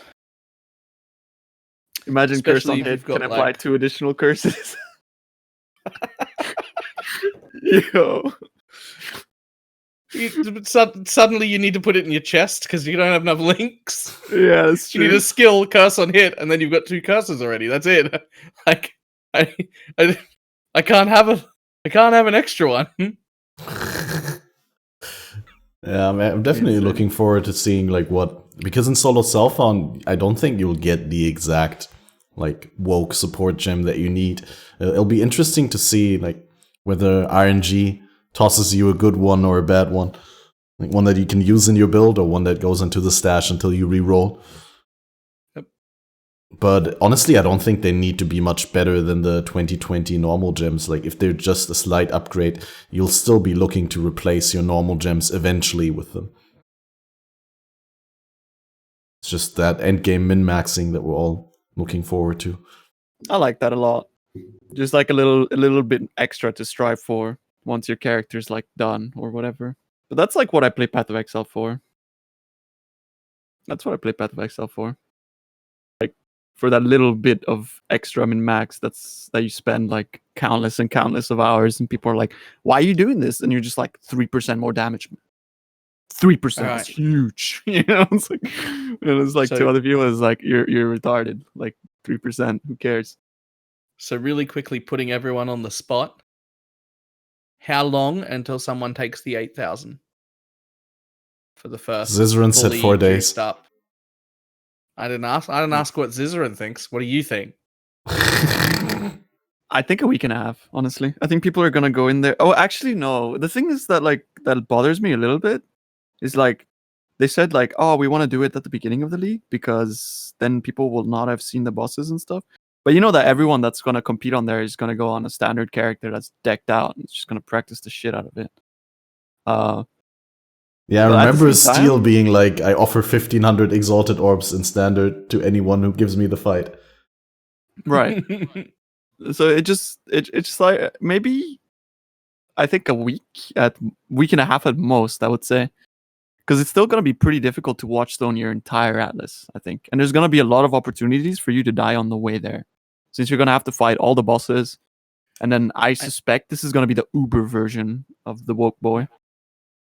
I'm saying somebody will fight it by day 5 and die. And that the kill will happen. I want to say... Still within the first week? I'm going to call... day 7, exactly a week after launch. Yeah, that seems yeah, like a good guess. I'm also going to think Steel gets there first, and he's the one who dies, and then Dan kills it. I'm calling it that specifically. Hey man, don't forget about crying though. I feel like a lot of people forget about crying. He's literal god. Damn, I did forget about crying. That's going to fuck up my plan. He's actually really good. Crying's like a late bloomer, man. He's literal god. He's got the strats. Already private profile and everything. He's been practicing. Oh, I forgot about crying. Yeah, man. No, I'm sticking to my call because I've made it now. And it's on record. I'm not going back. I'm sticking with it. That's my call. Uberdan is a safe bet. Definitely. Yeah. If you want your money safe. God, obviously, yeah. I think he's like one of the main reasons why I really got into this game. I used to be like you know how people like copy Mathil? I used to just be a copy Dan type guy. And then I started understanding builds and like trying to do my own variants and things like that from what he did. And that's what really got me into the game. Like the fact that like trade league min max, and that's what Dan was about. And I'm still a fanboy, obviously. And but yeah, I think Dan is obviously the fan favorite. Yeah. Which puts a lot of extra pressure on you, though. No, that's true. But Dan seems like such a cool, level-headed guy. The thing is, I think, and I don't know if I know Dan well enough to be right about it, but I think that if the extra pressure started to get to him, he would just turn off stream and continue. Oh yeah, absolutely. I don't even know if he's gonna stream at the start. Like he's a entertaining streamer. His game content is fucking amazing, but I have no doubt that he would turn it off if he thought it gave him a better chance of winning. For sure. Like I think he would just be like, "This is too distracting. I'm feeling too much pressure. I'm gonna just log off and keep playing." One thing I want to point out, though, is that he also mentioned that he doesn't believe in himself too much about the number 1 kill. He said he's probably just going to aim for top 10, but what he's really going for is the deepest delve depth, which is like, yeah, that's easy 4K. He was like literally just saying like, that's easy 4K.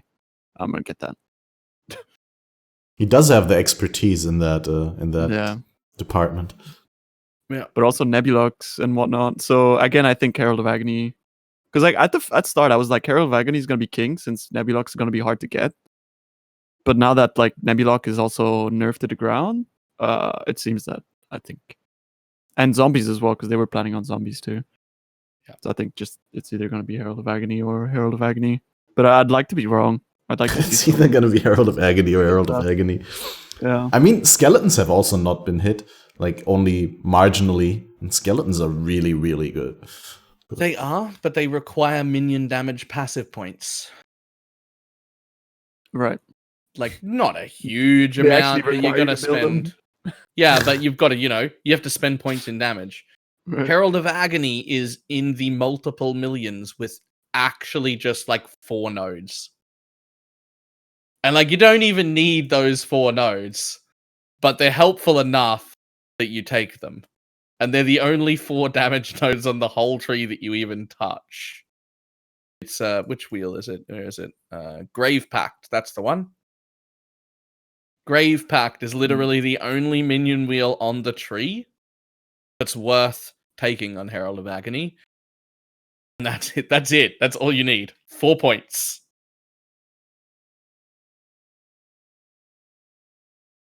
I wonder if like the buff to like synthesis map drops is going to be helpful for them as well. The fact that you're going to be able to get the Circle of Anguish a lot easier, or whatever those rings, since that's also a massive buff for like people that might get lucky. To some extent, I feel like a lot of people don't like the RNG factor to these kind of races, but I like I feel like that's like a wild card, and I like those kind of wild cards where it's like, oh, he dropped a GG Circle of Anguish. Now he's gonna attempt the thing. It's like, I like those wild card events. And also those like, oh, I got this really pog piece of gear that I wasn't planning on it. Those sometimes push people to go in early because they think it makes up for the gear they were planning on getting that they haven't got yet, and it gets them killed. It's fantastic. Yeah. Or it makes you actually like reconsider your build. Like you get a core piece for another build and you actually switch your build because it's not that much different from your original plan. Yeah. No, as long as RNG is not taking over the race, as long as it's like a factor that people need to deal with, I really like it as an element in Path of Exile. It's kind of sucky early on when you depend on your vendor RNG in order to get your attribute amulet. And otherwise, you need a transmute, and you need the vendor to offer your intelligence amulet. Otherwise, you're effed because you can't level your skill gems. But to some extent, though, I feel like a lot of the skill required to be a good racer, and it's just why you always see like the same top racers always like actually Tai 23, Havoc, like they're always like just destroying because they're like have this like mentality of all about RNG management. it's all RNG management, and like being able to like excel at that, I feel like is like one of the main things that will push you to the next level. Like Havoc finished the race like 2 minutes behind Tie 23 without movement speed. That blows my mind. Like like he was wearing the same boots that he dropped from Hillock the entire race. That's rough. He didn't even look at his inventory. He's just fucking go. He just zooming. Havoc is such a fantastic player. It's actually impressive. Like really inspirational to watch him play. I wish he streamed more.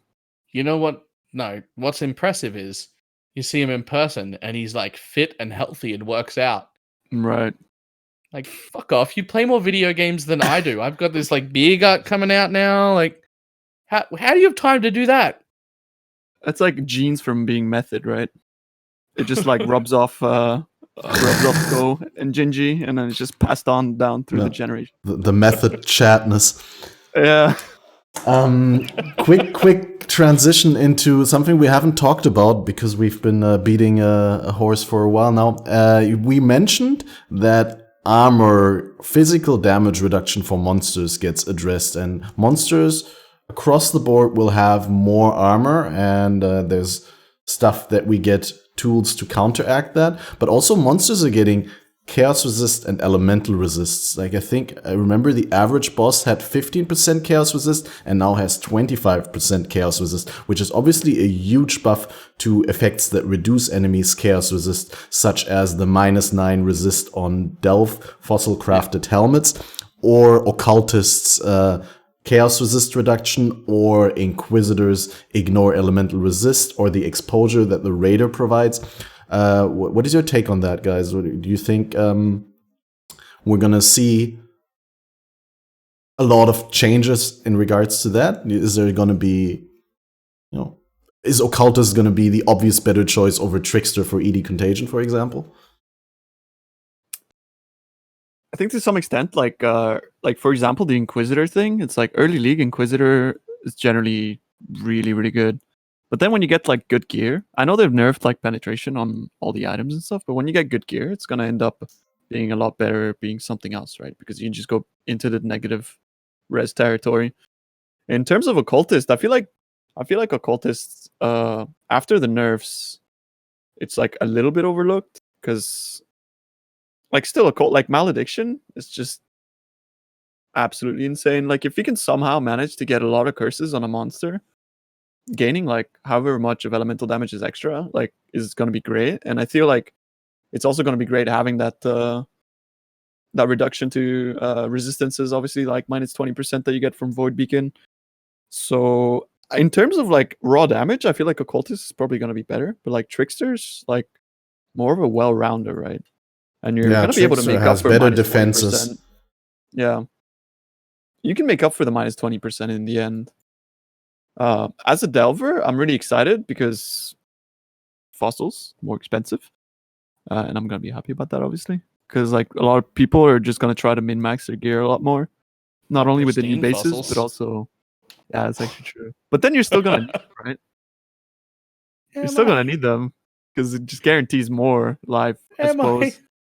Am I just gonna essence it now because you got rid of all the reasons to use it? Yeah, but them juicy sockets though, the abyss sockets. Yeah, gotta get them, man. Yeah, maybe. I don't know. To some extent, I feel like Occultist is a little bit overlooked. To answer your question, I think if you get like all the curses on the tree, like we were testing this in Delve as well. I know this is like a completely isolated situation where like we could run with a curse bot to basically have, what's the curse cap? Like how many curses? Was it like 12? There's no cap. I mean, the only cap is the maximum amount that you can get. Yeah. Which I think was like 14 or something. So that like literally just gave us like 200% more damage from Malediction. I think there's only 13 curses in the game. I'm not mistaken. Like 8 times 13. Like 8. So essentially just like 100% more damage alone from Malediction if you're running with a curse support. Plus whatever your actual curses are. Exactly, yeah. Yeah. The only problem we had is that we didn't have Tailwind, so it felt bad. So we went back to Deadeye. But now we don't have to anymore.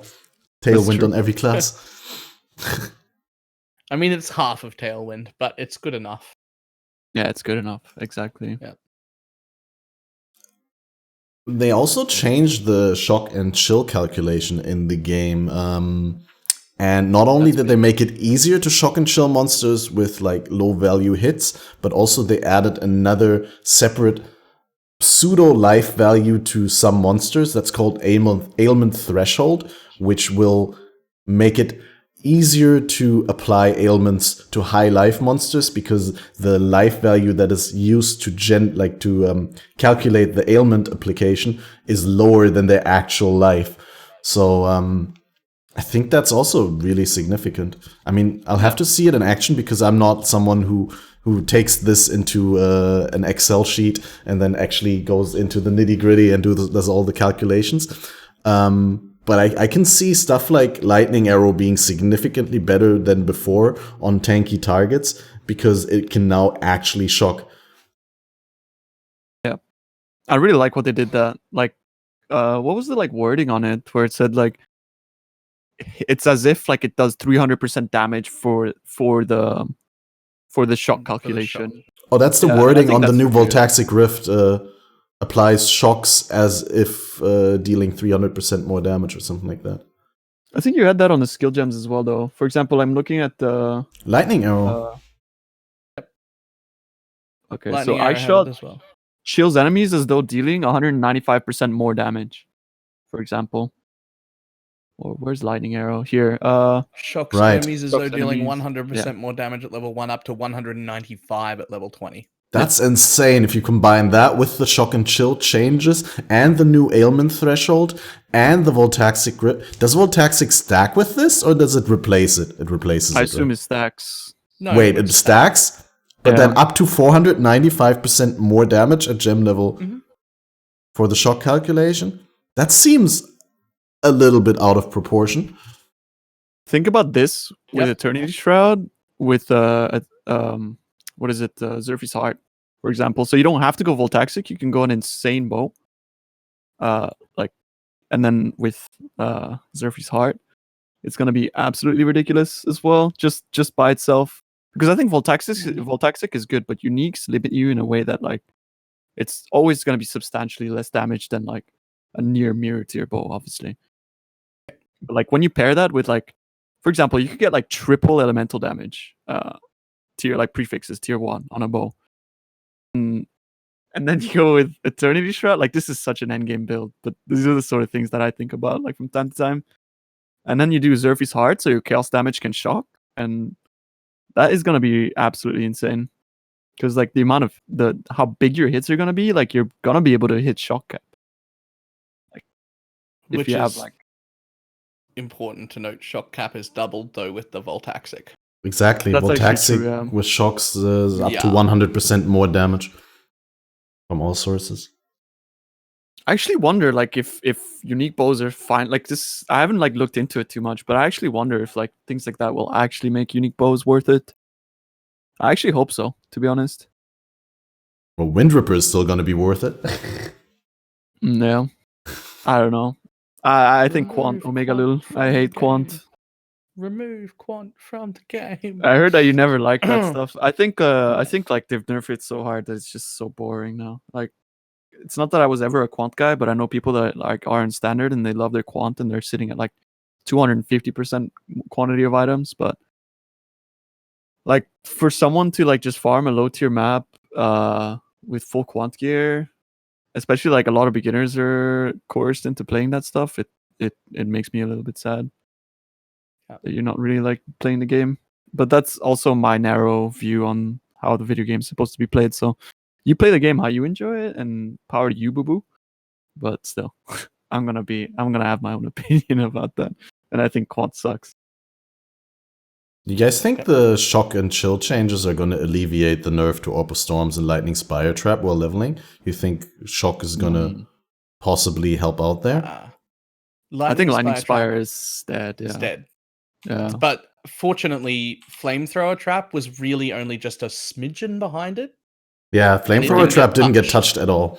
So was my first only thought. Like a smidgen worse. And I was like, oh, they made Lightning Spire Trap pretty reasonable for leveling now instead of broken. And then I was like, where's Flamethrower? Never mind, we'll just use that. Like that's it. Pyroclast is really strong as well. Pyroclastic Mines. Yep. It's actually incredibly strong for single target. And Tai was using that as well. He was like, yeah, I'm just going to use Pyroclastic. So I think I'm just going to use that for single target. It's going to be just as good, essentially. Just going to keep using Ball Lightning for everything. Fair enough. And that's going to proc your OS as well. So that's bug.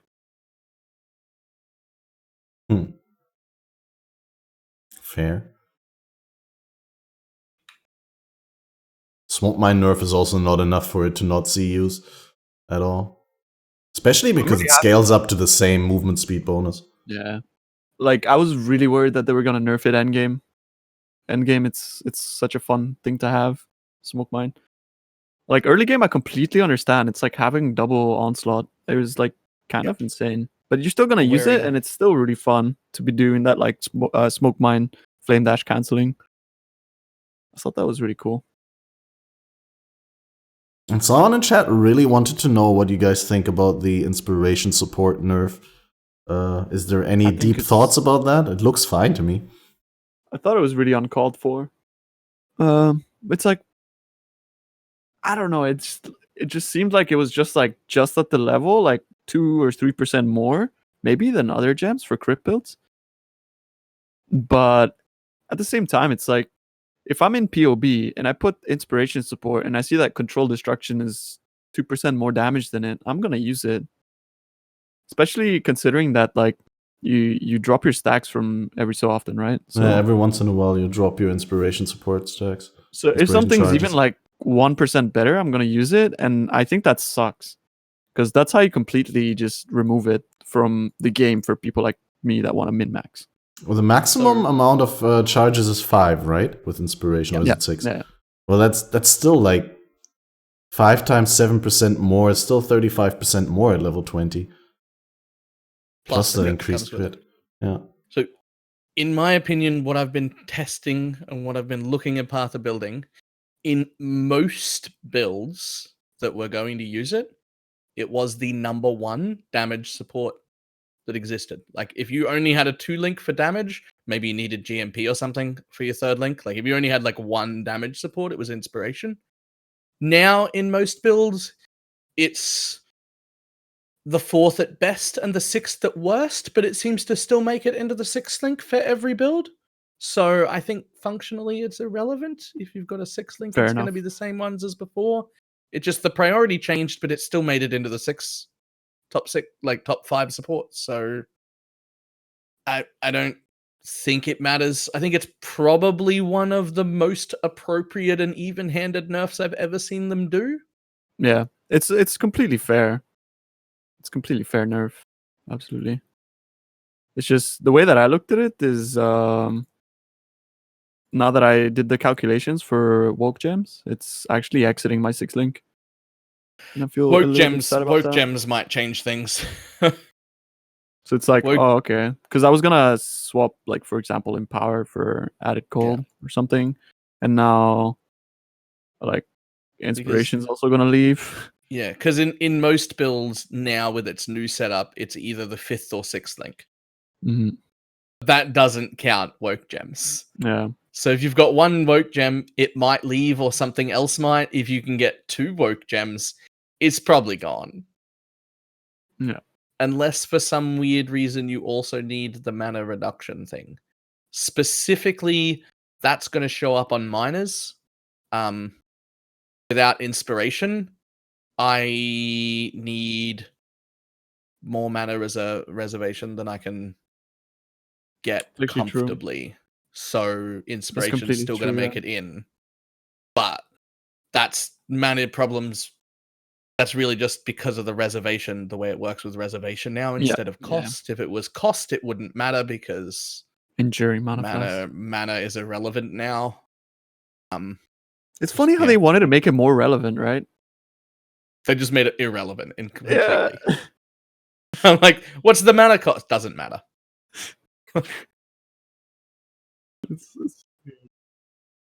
It does matter when you decide whether to reserve more mana or not. You still want to have enough to use your skill once. Only for mines, though. Everyone else, it's exactly the same as before.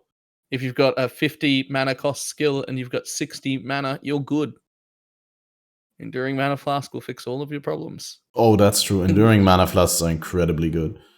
And in reality, in every build I've made, I've managed to drop the Mana Flask anyway. I didn't need Leech. It's fine. I can get by. Even in my minor in the Trade League, I didn't have a Mana Flask on. Like, I started with one. And I'll start with one in solo self-found. But I'll drop it. The mana's too easy to handle now.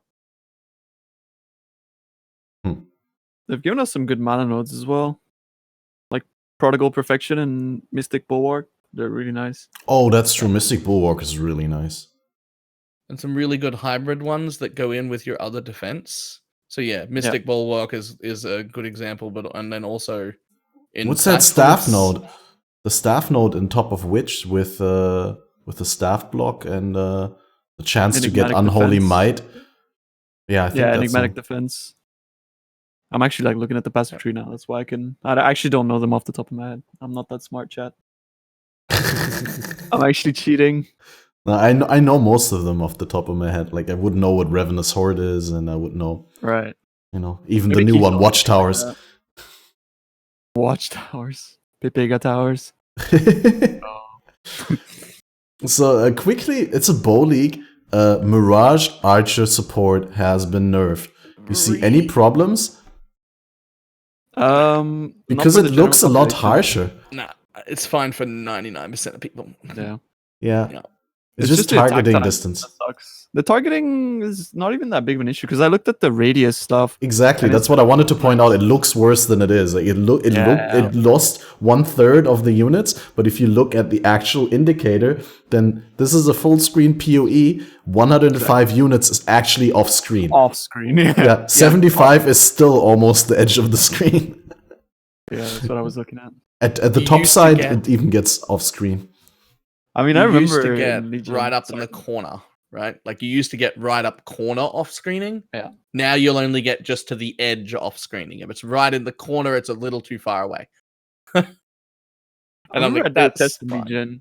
Like Mirage Archer, like obviously my character was insane, like with the movement speed, and I had phase run and hands and all that stuff. Yep. But like on a beach map, I shot twice to clear, like with 10 monsters remaining.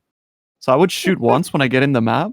I would pop my adrenaline and stuff, and I would just like pop phase run, and then I shot again once, like mid map, and then that was the map. 10 monsters remaining on a dead eye. Yep. So I think it's okay to have it nerfed, but again, this hits only the top end. Like if you want to clear maps, bows are still amazing. Like they're by far still the best. Like for like speed meta running clearing maps, like for example, like Grimro put out a video and he was talking about what is it, Awakeners per hour or something like that. Like with that kind of mindset, bows are still by far the best thing you could use. But for like the very, very top end deep delvers, like it's just a culmination of nerfs that have made bows just, I think, not viable anymore.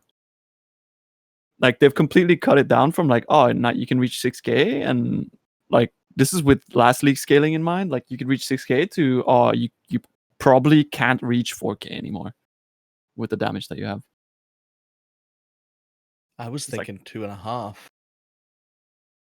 This is just more for like the ridiculous boys. Like I think you could probably still struggle through to 4K.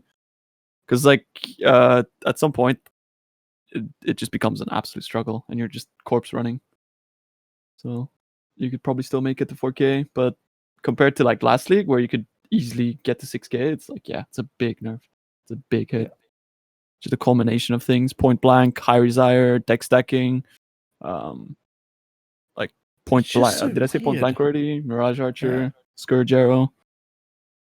It's just so weird in the bow league to have so many just minor nerfs to like fundamental bow things just all over the place. We still haven't seen the bases though. That's one maybe redeeming factor. Maybe. And like maybe there'll be new mods on the 4 thing. Well, there are new mods for everything on the 4 influence types, but there's no point in speculating on them because we don't know what most of them are. We've seen like 2 or 3 things which looked great, but they're not like, we can't speculate on what those will do. They could be anything. So they're irrelevant at this point. And so it's just kind of like your low end bows that were doing things wrong and inefficiently are now viable and will still play well, but all your high end bow builds are nerfed, and it just feels weird. I guess it's more of like a Robin Hood mentality that they're going for. And to be honest with you, I think it's completely selfish for me to be like really pissed off about it. I'm just gonna play something else, that's all. What do you mean Robin Hood mentality? Like a good build for the cheap asses? Or yeah, basically. It's like, oh, now you also take from the rich, give to the poor. You don't need to spend 7 mirrors anymore to have an amazing build. You could spend like 30x or something. And then like the people that did spend 12 mirrors, like it would be like absolutely meaningless to do so now. Like it would make no difference because it's shitty anyways. So it's like, like I think that's fine. I think that's completely fine. But at the same time, I still want there to be something where I could do that, like an entire league's work put into one character. I love doing that. I really love that. And there's always going to be something like that for me, hopefully in Path of Exile. And I just hope that the developers don't lose that mindset of like, let no life degenerates have at least 1 or 2 things they can do for the whole league.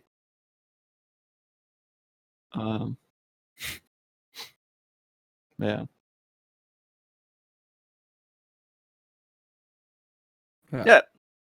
Again, like, I think that's good because, again, being like a slave to Delve, it's like I have to play the best thing, and if they make that best thing something else, then it actually makes me enjoy the game more because I get to play something else. Yeah. And like, I think realistically, you don't care if you don't get to 6K again. No, not at all. You don't actually care if I just want to be able to compete, that's all. Yeah, if you only get to 3K. If everyone else is at 2.5, then your 3 still feels great. So it doesn't matter if you can't get as far. Like everyone gets nerfed together, so it's gonna be okay. But it just ever get to 6K. I think like honestly, this no life degenerate build meta is stupid. I wish we could go back to days of delving. The old days of delving with damage immune builds. So I mean, aside for that, I'm so happy that's dead. Damage immune builds were the worst thing in the game, let's be honest. To be fair, that's basically what you're playing now, except with corpse running involved. It's true. Like it's the same thing. Same concept, yeah. Yeah. But the thing is about damage immune builds is that like you could pretty much just ensure that like you don't even have to look at your screen. You just follow the card, right? Yeah. Whereas now, like ZHP builds promotes like such an active game style. Like when I first played ZHP builds, I was like, this is like playing a different game. This is like bullet hell PoE. If I see a lion off the side of my screen that's winding up an animation, I have to know that I have to dash away because he targeted me when I'm on this spot, and I'm gonna dash away like in this direction so that the projectile, as it travels, doesn't hit me and things like that, right? That promotes such an active playstyle, the Path of Exile, which I really enjoyed. But at the same time, there's so many bullshit that it gets a little bit annoying after a while, where it's just like, oh, okay, I got off screen through a wall by a screamer in like you can't even see him. He's like 2 screens away, and that's like half your and it's like half your deaths. So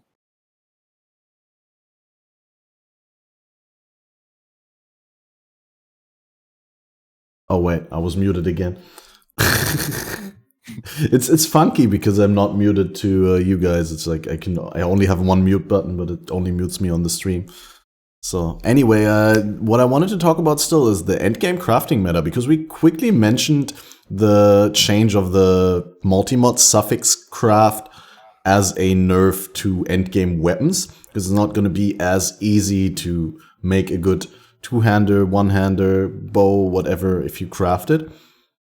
But it's going to be more interesting, not only because the new multi-mod only allows you a maximum of 3 mods, so you craft the multi-mod, you sacrifice 1 suffix in order to get 1 additional mod that you can craft. So basically you pay 2x for 1 additional craft mod, and the chance, of course, to annul the multi-mod and then to slam for a random gain.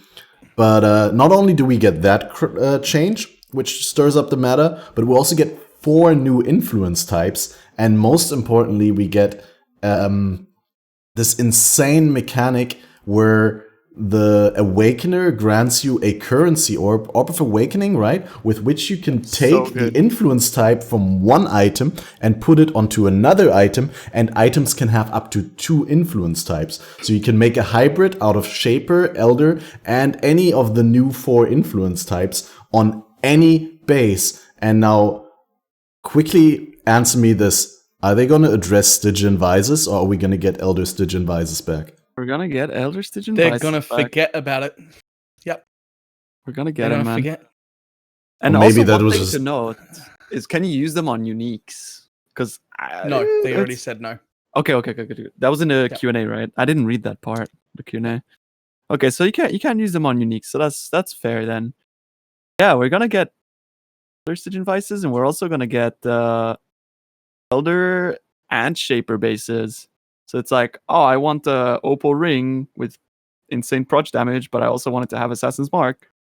So I can now make an Elder Shaper Opal Ring. And if then you decide, oh, I actually wanted like another mod from the Hunter pool, you can still use one of the Hunter Exalted Orbs or one of the 4 new Exalted Orb types to slam mods out of the specific new influence pools directly on an item that doesn't even have that influence. So I want to point out that it's technically, theoretically possible to have a influence mod of every single kind on the same item. There are 6 influence types. There are 6 mods on an item. If you have a Shaper, Elder, Stygian Vice, you could get a Shaper mod, a Elder mod, and then you could slam one of each of the 4 mods on. Well, the new Exalted Orbs, they guarantee a mod out of that specific pool. Out of that pool, yes. So there's no RNG in that. You just have to be lucky. So you would only need to roll your shaped / eldered item into the shaped and elder one you needed and have it be rare. And as soon as you get to that point, you've guaranteed yourself a 6 influenced item. It's not actually 6 influenced, but it's a 1 mod out of every influence pool. I like that a lot. Like, I like crafting options. I've missed crafting since Synthesis League. And I'm really looking forward to a crafting league, and I think this is going to be it. And also, fossils are going to be really big because, like, if you can't multi-mod, the only other best way to get like deterministic outcomes from crafting are essentially just fossils, and I think that's really good. I like especially because fossils now offer you choice. You actually don't have to use a pristine on every fossil craft. That's true. Although, like it for also it means like for like the early gear where you're just trying to get like a good life and a bit of resists, you're not going to need fossils at all anymore. You can actually use essences again, which is nice because they kind of don't get used. And for just straight up like I need a starter piece for life, slamming an essence on it is now the way better because you're just guaranteed.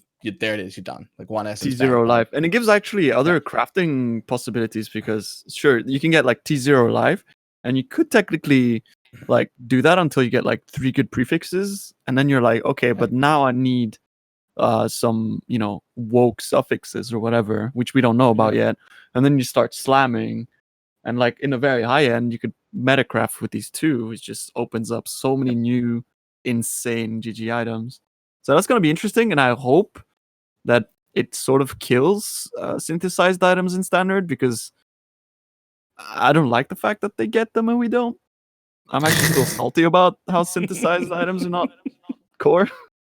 I couldn't care less about what standard gets. Yeah, I suppose. I just get jealous every time I log into my standard character and he's just decked out with synth gear. And I'm like, the 12 people playing standard have better gear than me. I know. It's true. But I just miss crafting, man. Although it was a pain in the ass. I'm incredibly happy that multi-mod got hit. Same actually. It was ridiculous. It's actually ridiculous to the point where if you just gave somebody a full set of items that were rare with 0 mods, and you just multi-modded every one of them and walked over to the crafting bench, it doesn't matter what fucking build you're doing. That build is now good enough for Uber Elder. Definitely. You're done. Without any hassle at all. There's just multi-mod straight up. Every piece could be multi-mod. It's nothing. It's fine. Yeah. It makes 100% sense that shouldn't be viable. And I actually think that's also one of the indirect nerfs to melee. Because most melee builds you would see, they would just have celebration and tyrannical, no? Or flaring. Yep. Celebration flaring or flaring you know what I mean, right? They just had the 2 mods. And that was already impossible to craft, basically. I don't know how many alterations on average. You really only needed the hybrid fizz because that's the only one you couldn't craft. Right. Even for just a good starter weapon, if you just had that one hybrid fizz, that was enough. Right. You just craft flat, you craft tyrannical, and off you go. Yeah, I always forget the names of them. Which is again one of the indirect nerfs to melee that. It's why?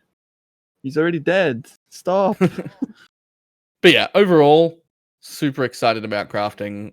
New influence types are always going to be amazing. Excited about that. Definitely going to make a few 6 different influence items just for the sake of making them.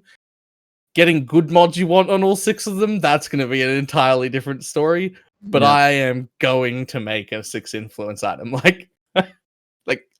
Because I can, so I'm going to.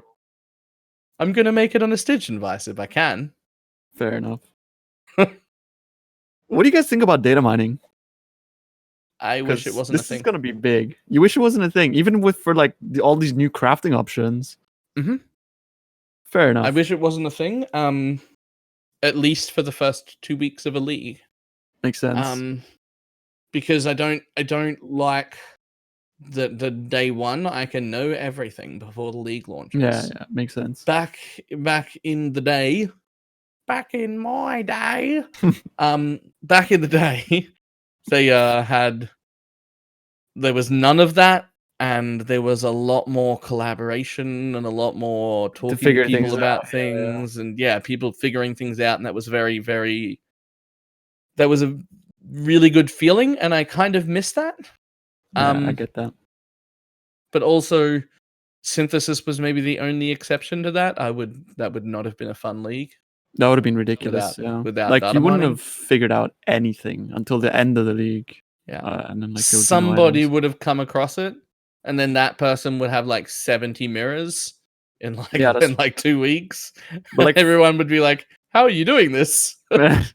For example, who the fuck would roll 3 tier 1 light radius on weapons to then be oh yeah, I get a Fizz Explodey mod. There you go. Yeah. Just what? The most undesirable mods with the best outcomes. It's sure. Yeah, I'm also sort of torn on that. I really like this idea of discovery. Like I said earlier, GGG shuffling the decks and then giving us a new puzzle to solve. So I feel to some extent, data mining is taking that away from us because it's solving the puzzle for us. But especially with a league like 3.9, where the core changes, like the new Awakener, the new bosses, the new currency, are all in standard, people are going to brute force that stuff in standard anyway. So we'd have data mining. It would just not be actual data mining, but it would be people manually mining the data in permanent standard and grinding out the currency and then using it to science. It would just be slower. And Yeah, if it was just isolated to the Challenge League itself, I think it would be cool. But without data mining, there would be much less incentive for them to make really complicated systems. It would be way more favorable to make something that people actually get to discover during the league and people get to explore. So knowing that data mining is part of our reality, GGG makes things already pretty complicated. I mean, something like Synthesis they would have never made without data mining, I think. And I think I'm pretty sure that they said that once, that they were like, we could fight data mining and do an okay job. And we could hide and obscure most of the data, and we could encrypt things in ways, and every now and then people would figure it out, and then we'd change it. And like, we could fight it and we would win most of the time. But the amount of time that we would spend doing that would take away from time we could be spending improving the game.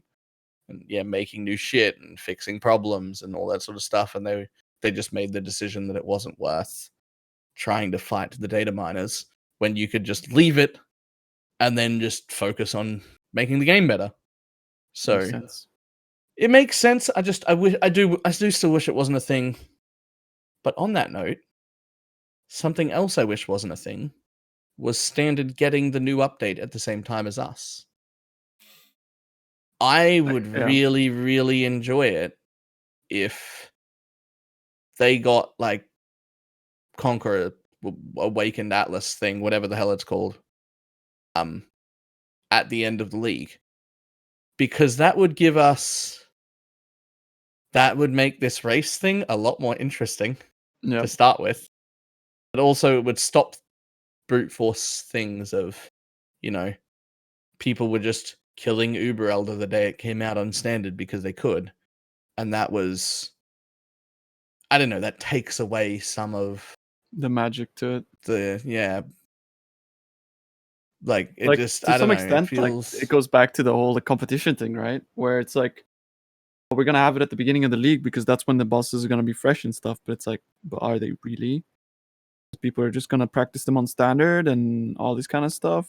So what's the point of having it at the beginning? And like, if I was a real contender in that race, I would decide what I was playing. I would respec one of my characters into that build, and then I would nerf that character to an appropriate level. Like, I would buy worse gear or take out links, or I'd make it roughly as strong as I think I can get in the league. And then you just practice it in Standard with the same character. And also what Cake says, if you don't do that, you'll be at a disadvantage. Yeah, like you can't not practice it if other people are going to. Yeah, exactly. Like I think it was also said in chat, like, if you don't want to know things, you can avoid not knowing them. But that's like saying, what does it bother you that Winter Orb is OP? Just don't play it, forehead lol. But if you're actually in a competitive environment, of course you're bothered if other people have access to OP stuff that you don't want to use, that you don't agree with. It's an abstract. It's almost like competing in a race, but there's a 3-kilometer track and people can take this little ferry that saves you 1.5 kilometers, and that's allowed in the race. But if you don't like that it's allowed, you can just run around. By the way, there's a really big cash reward for first place. So, but just run around if you don't like that people can take the ferry. Pretty much. That's, I think, a more relatable example for most people. I'm like, like, what are you talking about? I get to rest here for 5 minutes and skip half the trip. What are you talking about? Yeah. Which also makes me feel like why not do it at the end of the league then, when people can, I don't know, I guess there's just two ways. It's definitely a lot more interesting at the front. I'm glad that they did it. It definitely is, yeah. But it's just if it was in the last, like I say, at the beginning of the third month of the league, I'd be playing it. Because then it's like a flashback. Now. And then, there's going to be another race event. There is going to be. I mean, Zizaran already said he's going to do like a race in the second half of the league, like some sort of private league, and we're going to do a private league, hopefully. And fair enough.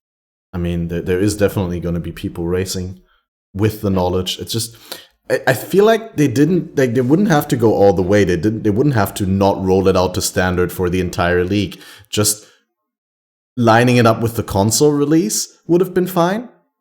Like giving it to everyone for Christmas, but then just the first 2 weeks, it's only in hardcore solo self-found, or like only in the challenge league, at least for the sake of the race. Yeah. That would have been fun. But I do understand that, it's the biggest league release for GGG in a year. It would be a really bad business decision if they wouldn't release any new content for the permanent leagues, because a lot of returning players are going to play permanent, are going to be like, hey, I only have like 2 hours per week. I just want to play my old character and bring it up to date and see what the new end game looks like with my old character. Yeah. I also think that even if they agreed with that and thought it was a good idea, which I don't think they do for marketing reasons, I think that would have too many technical problems. Because when you update, you literally have to have 2 versions of the game in the client. One for standard and one for league. It would.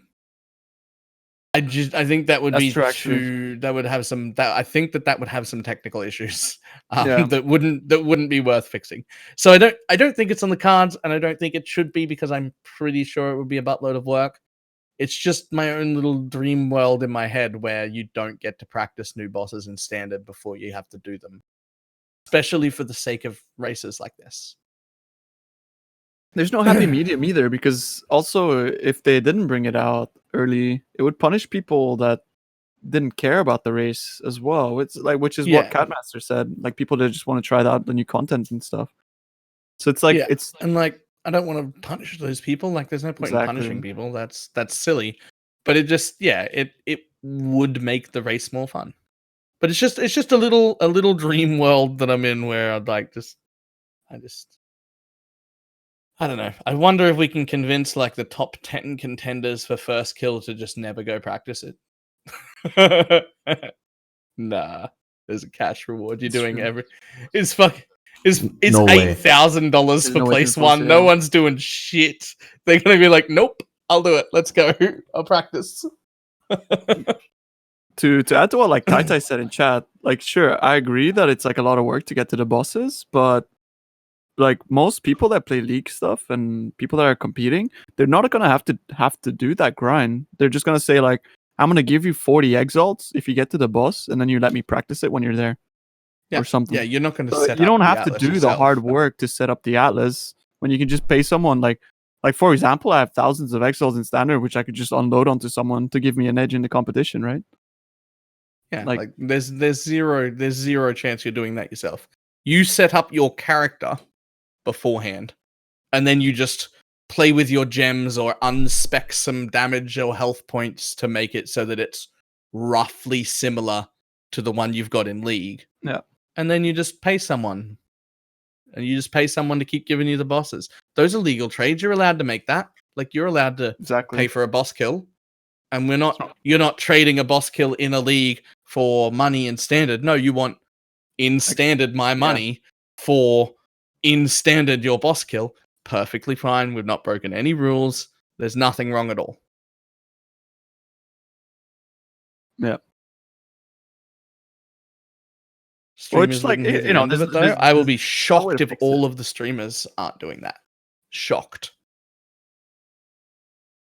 I mean, streamers won't hear the end of it, sure, but $8,000 is $8,000. Hello? $8,000 is more than I earn in a year of streaming. So, like, people can whine. That's fine. Yeah. Like $8,000 for a bunch of kick W's in chat? Like, bro. Yeah, come on. It's fine. Come on now. A bunch of kick W's. Like, I don't know. There's no happy medium for it either. It's just like, it's just what it is. Yeah. Well, let's talk about something happy. Let's talk about the Zana League mods available doing 3.9. We get Nemesis, we get Beyond, and we get Legion. Although Legion did get its rewards adjusted, which makes me lead to believe that they gave Legion and Blight the breach treatment. Legion, didn't it get buffed? Or rather, unbugged? When? Where? It's in there somewhere. I think they said Legion and Blight has had their rewards adjusted, and that seems to me like, yeah, we took away 50% of the rewards that you got from those because those were incredibly rewarding in comparison to all the other side content. Have you experienced Legion in Delve? Yeah, in bug fixes, fixed a bug where Legion monsters and auras could affect players. No, that's not the one. Hang on, there's another one. I read it somewhere. Was it in a Reddit post, maybe? I guess it was under bug fixes where... here we go. Said, yeah. Fixed a bug introduced in 3.8.0 where monster generation and rewards of specific types from Legion encounters would never roll their maximum values, resulting in less items being awarded than intended. That's why Legion has been shit this whole league, despite it being really good in the past. Oh. I wonder if that's what happened with Delve, because like Delve nodes for us, like when we saw Legion, we were like, Legion. But you know why? Because you'd get there, you wouldn't have to press the pylon, and it would auto-complete the node, and then you could just move on. Yeah, you could just leave. This is just a free one.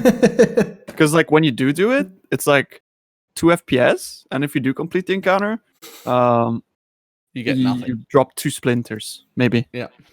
Maybe. Like genuinely, like nothing. It felt like the most unrewarding content I've ever done in Path of Exile for enduring through 2 FPS and 3,000 Marikath mobs shooting at you. Oh, drop yourself 4. Fair enough. I did a Templar Marikath one at like 950 and nearly died about 8 times doing it. And I ended up with 1 Templar Splinter and an Alchemy Orb. And I had full cleared the entire thing. And I was like, well, never opening them again. That's it. I'm done. Like, it had a list of mods halfway down the screen. Yeah. I was like, there's no way I'm going to live through this, but I'm going to try it anyway. And I got through it all. I got nothing. I'm like, wow, yep, okay. And then some people that don't delve too much say that, like, oh, but that's okay because it scales with depth. That's not what happens. Like, yeah, it doesn't. Rewards don't scale with depth. It's the quality of rewards that you get. So, like, you'll get more map nodes as you go deeper, but you don't get more maps from that map node. And likewise with every other node in Delve. If you go to, like, a 6,000 depth currency node, you're still going to get an Orbra Scouring. Like, that like 2 outs. The currency node at 6,000 and the currency node at 600 are the same. It's just that on my screen, I'm excited at 600 to see a currency node.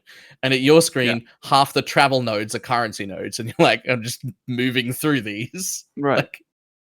Like, that's all. Plenty more rooms, no more reward per room. But yeah, the Legion I expect to be significantly better. But let's talk about the real winner from that list of Zana mods, which is Fortune Favors the Brave actually being worth it this time. It's true. Like, actually good. Because the average outcome is better? It's really good, significantly All the better. mods are good. Fortune Favors the Brave in most leagues has been like a 2 out of 8 chance to be better than the 3 Chaos.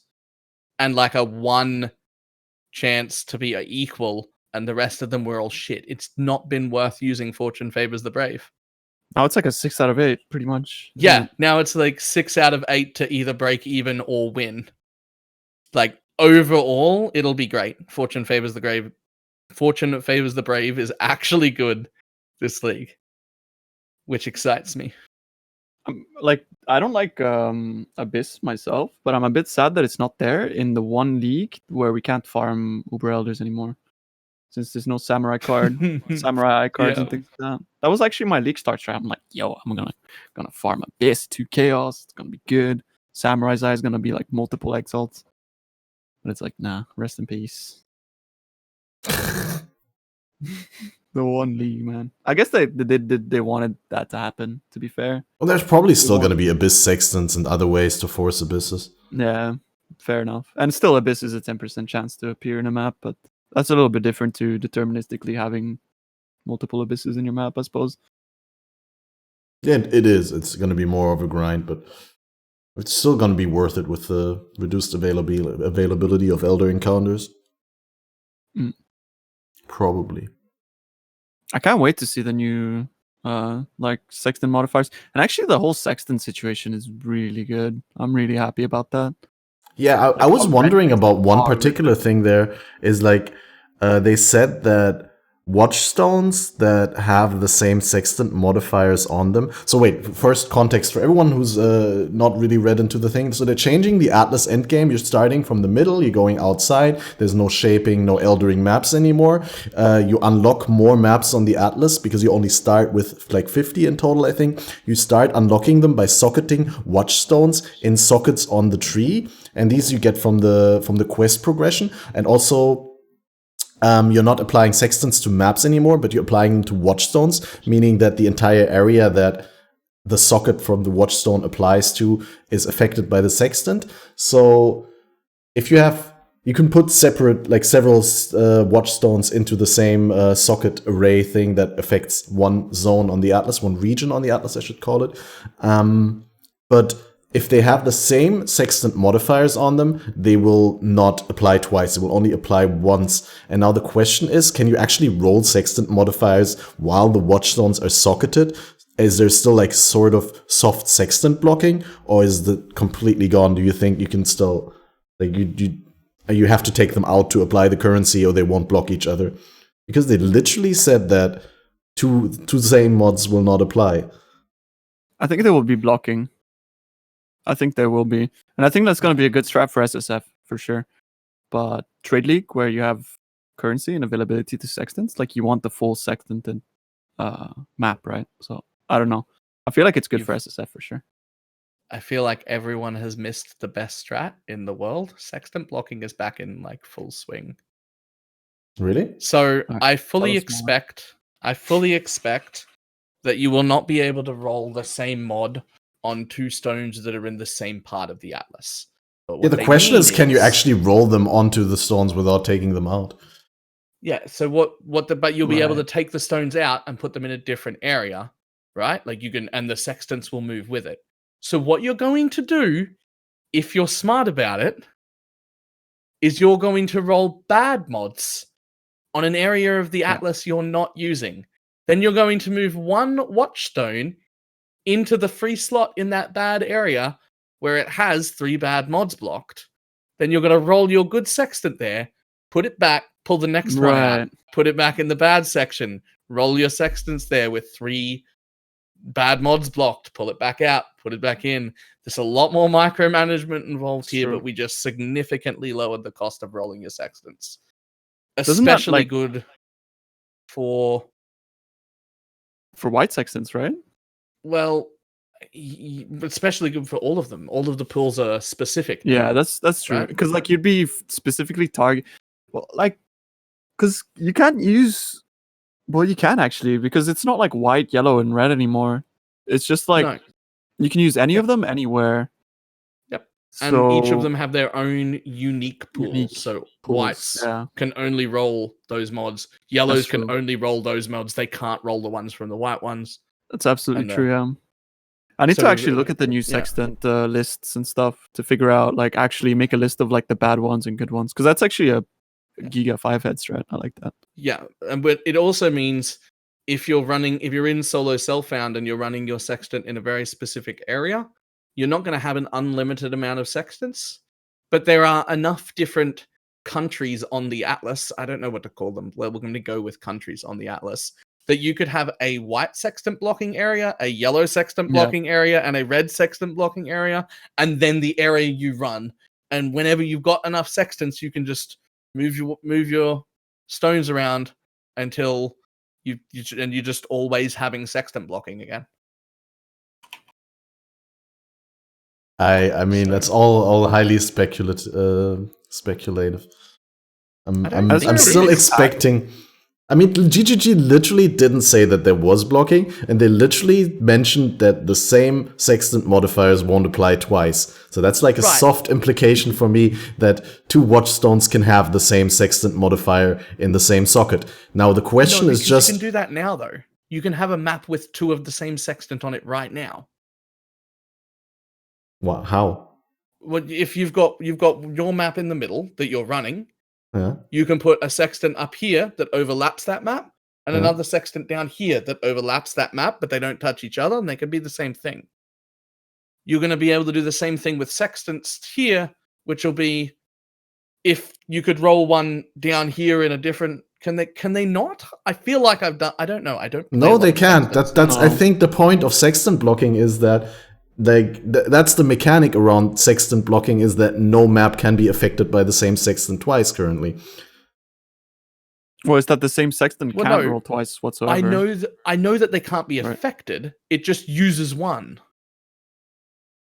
No, like I'm wondering if that changed, because I don't remember the last few leagues if I've seen that.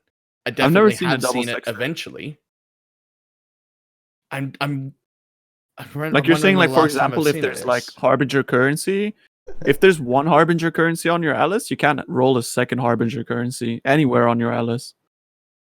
Is that what you mean? That like you could have two Harbinger currencies on the Atlas?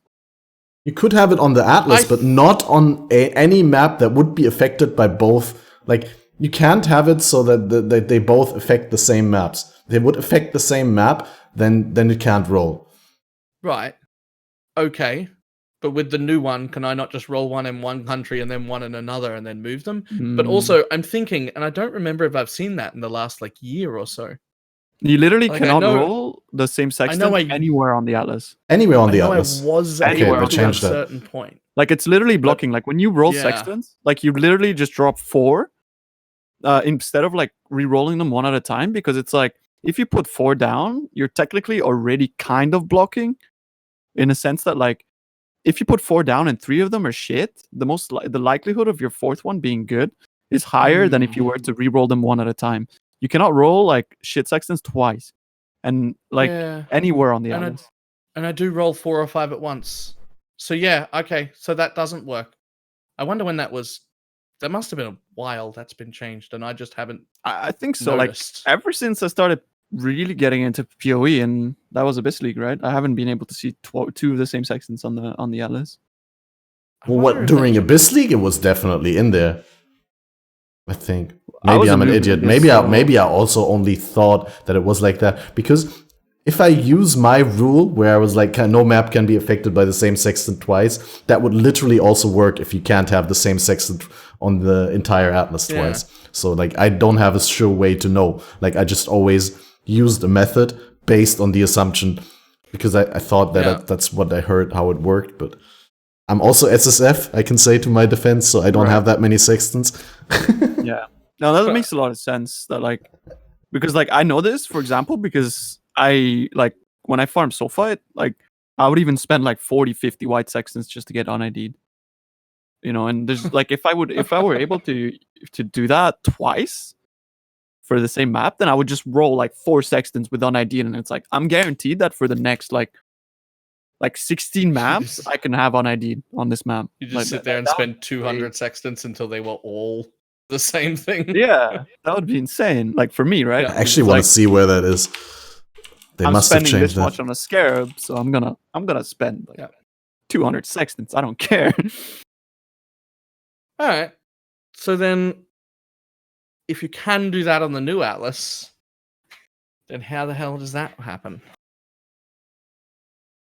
Like, I like, has there ever been a patch where we've known so little about what the hell is gonna happen? Like, ever since I started playing Pro, Atlas of Worlds. Fair enough, yeah. So like, I wasn't there for that expansion, but like right now, I'm just like, I don't know what's like. For example, like, are all maps gonna be completed, and then you're gonna just do the completion bonus? So like, you start mapping, and all maps are in the drop pool already. Like, these are all questions that we've asked, and we still haven't got an Atlas Part 2 question and answers. So it's like, GGG. We got slightly hinted. They said Zaina's level and thus maps that she offers from vendor will now be controlled by how many maps you've completed on the Atlas. But that's like completion bonus, right? Yeah, so at least the completion bonus thing is still there.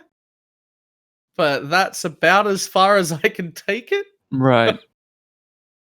I'm like a little bit scared about like being able to min-max this. Like, maybe like in 2 leagues we're gonna find a good way to do this. But like the corner strat has been like ruling like since forever, right? And like especially like, what are you gonna do, CATMASTER, in SSF now that you can't like deterministically farm the Atlas so you can get to end game without having to complete 160 bonus or whatever? I'm just gonna push.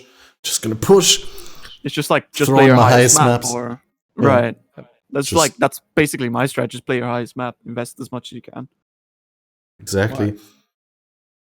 My long-term strategy is to wait for Carv's video, watch it 6 times so that I can understand it, and then try and make a simpler one that explains at least. Wait, where do 20% you that get people 12 can hours understand. time in the middle of the league? You watch it at double speed, and you don't watch it. So listen to you it, watch you it do in it 6 over and over hours. again. In fact, you put it on repeat on your phone while you sleep, and you hope to learn that information during the Subconsciously. night. You know, I've been doing that with the Tide 23 race, with Carv's commentary. I've watched it about 7 times now, and it's 3 hours long. But like, I fall asleep to it most nights these days because Carv has that, you know, that smooth, soothing voice. Yeah. And then I'm just like learning like 20 minutes by 20 minutes is probably the time it takes me to fall asleep, and I'm just like, yes. Now I know upper prison. Yep. Also hype please though. save Here, us. we got curved lines on the world panel map. Wow.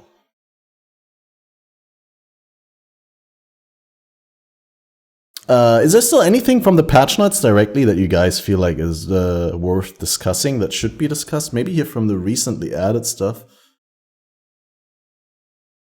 I mean, Betrayal Mastermind will now drop Scarabs when slain, but it still resets your whole board, so who cares?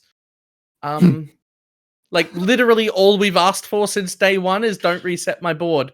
Yeah. And they keep adding these extra buffs to it, but they still reset the board.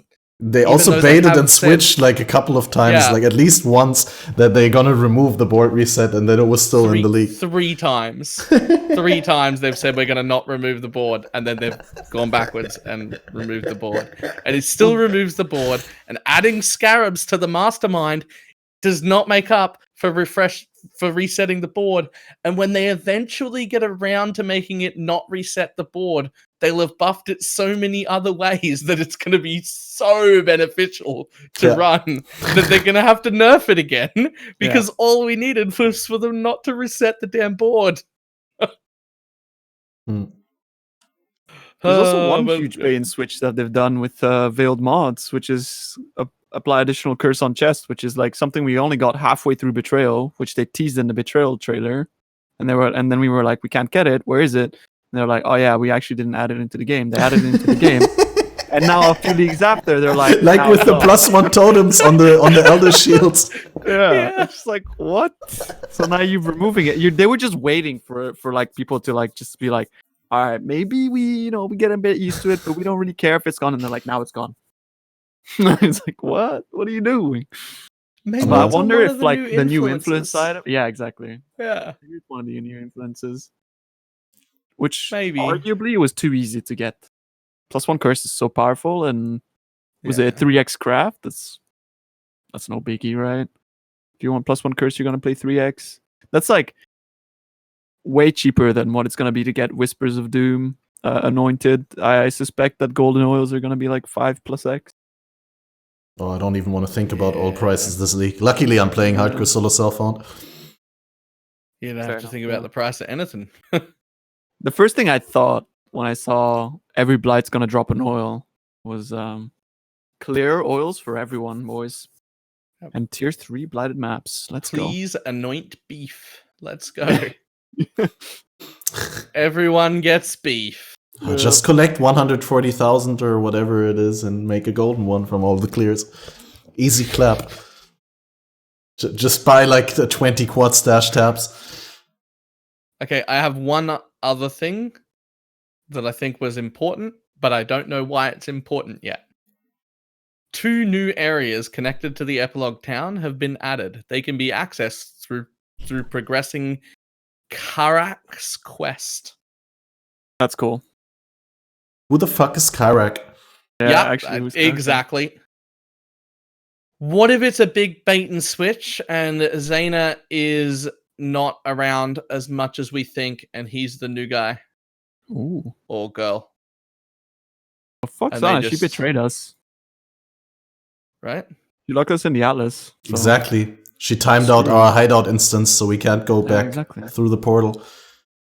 Maybe Zaina is a bad girl now, And maybe we were the good Kira- guys. We're never the good guys. Let's start. Hey, speak for yourself, right? With it, all we do is show up and literally murder everyone. Just destroy everything. One monster remains. Yeah, I wonder actually. Actually, like to some extent, this is the kind of data mining that I'm like, I don't want this shit to be data mined at all. Like this is the kind of stuff that I'm like, I'm excited to know, like to find this stuff out as I progress. Lore hype. Yeah. Well, it's like lore hype, but it ties with in-game systems when it's like, some smart ass like crazy farm data miner can't like have an edge over everyone now. A situation. Yeah, and it's not like it's just whatever it is, it's really story driven, and I really just want to try and avoid it. Yeah, even if it's linked, I'm really gonna try and avoid it. I want to encounter it in game. I think that's a good thing. I think it creates like way more hype to like I look forward to seeing what happens. Like it's okay to know the end game bosses, but like because like they always have to do that. Like, and I'm gonna take like for example like WoW expansions as a thing where it's like I don't know, like Burning Crusade, you know you're gonna go up against Illidan, right? But like how you're gonna get there, that's more of the interesting part, and I feel like it's really cool to not spoil all the steps to get there, but like to just give you that little taster, like you're gonna fight this guy. Like this one would have been before your time, but when Atlas of Worlds hit and we had Shaper show up in maps for the first time, myself, every other streamer I knew, and half of everyone's chat hit their logout button or freaked. Right. The very first map we had Shaper in. When it freezes, because right? We really had only just got over like desync being a major thing. Yeah, and performance was such a big problem. No one was using post-processing at the time, so you wouldn't get the special visual effect. It would just legit look like a disconnect freeze. Because post-processing was just a big problem then too, So it was just your client would freeze. And it was like, for the first time ever in a game we've been playing for like 6 years, this client freeze is meant to happen. Like, everyone was just like, no, please don't die, no. 100% that was on purpose. Like, that was a sophisticated troll. Knowing that Chris once wanted to do fake mirror drops for April Fools, 100% was that intended. They were like, oh, we want the people to have a little bit of a, of a contraction of the rear iris. Yep. Worked. I logged. Okay. And like today I still play like I'm the kind of player that will play with all the settings on low, even though I have a pretty good computer. Even sometimes now, like if I'm in a Rhoda or something, like and it just freezes because it's like someone else's map with Shaper on it, I'm like, what the fuck's happening? And it's like, oh, okay, it's Shaper. It's like, sure. But that's the thing about Path of Exile. Like, to some extent, it's still quite unstable, the game. It's certainly a lot better than it used to be. They've definitely improved it. Yeah, for sure. But I still play on predictive. I don't know. I'm a bit of a degen when it comes to that sort of stuff. I still spam my OS macro. Really? Yeah. I just have it. I just have it on tilde, and well, because it's especially prevalent in Delve, where like monster HP is multiplied by like hundreds of thousands. Where like when you're hitting one of them, like it's just so many numbers being calculated by the server. And I've done this test with chat once. Oh wait, so you're not using lockstep, so it makes sense, yeah. Yeah, they're just like just go to lockstep, and I'm like, okay. I went to lockstep, I hit the first pack, and my game froze for like 6 seconds, and then my character just went like, and I was just dead, right? And it's like, there you go, chat. That's why I play on predictive. So yeah. Like to some extent, like I understand why they also like that they're really, really trying, but we don't want to get in a situation where it's like, for example, Diablo, where we're hitting billions and servers can't handle it. And so like that's also like buffing monster HP might get to the point where it's like You just need to do a number curb rather than keep buffing monster HP or find new ways to like buff monsters rather than just giving raw numbers.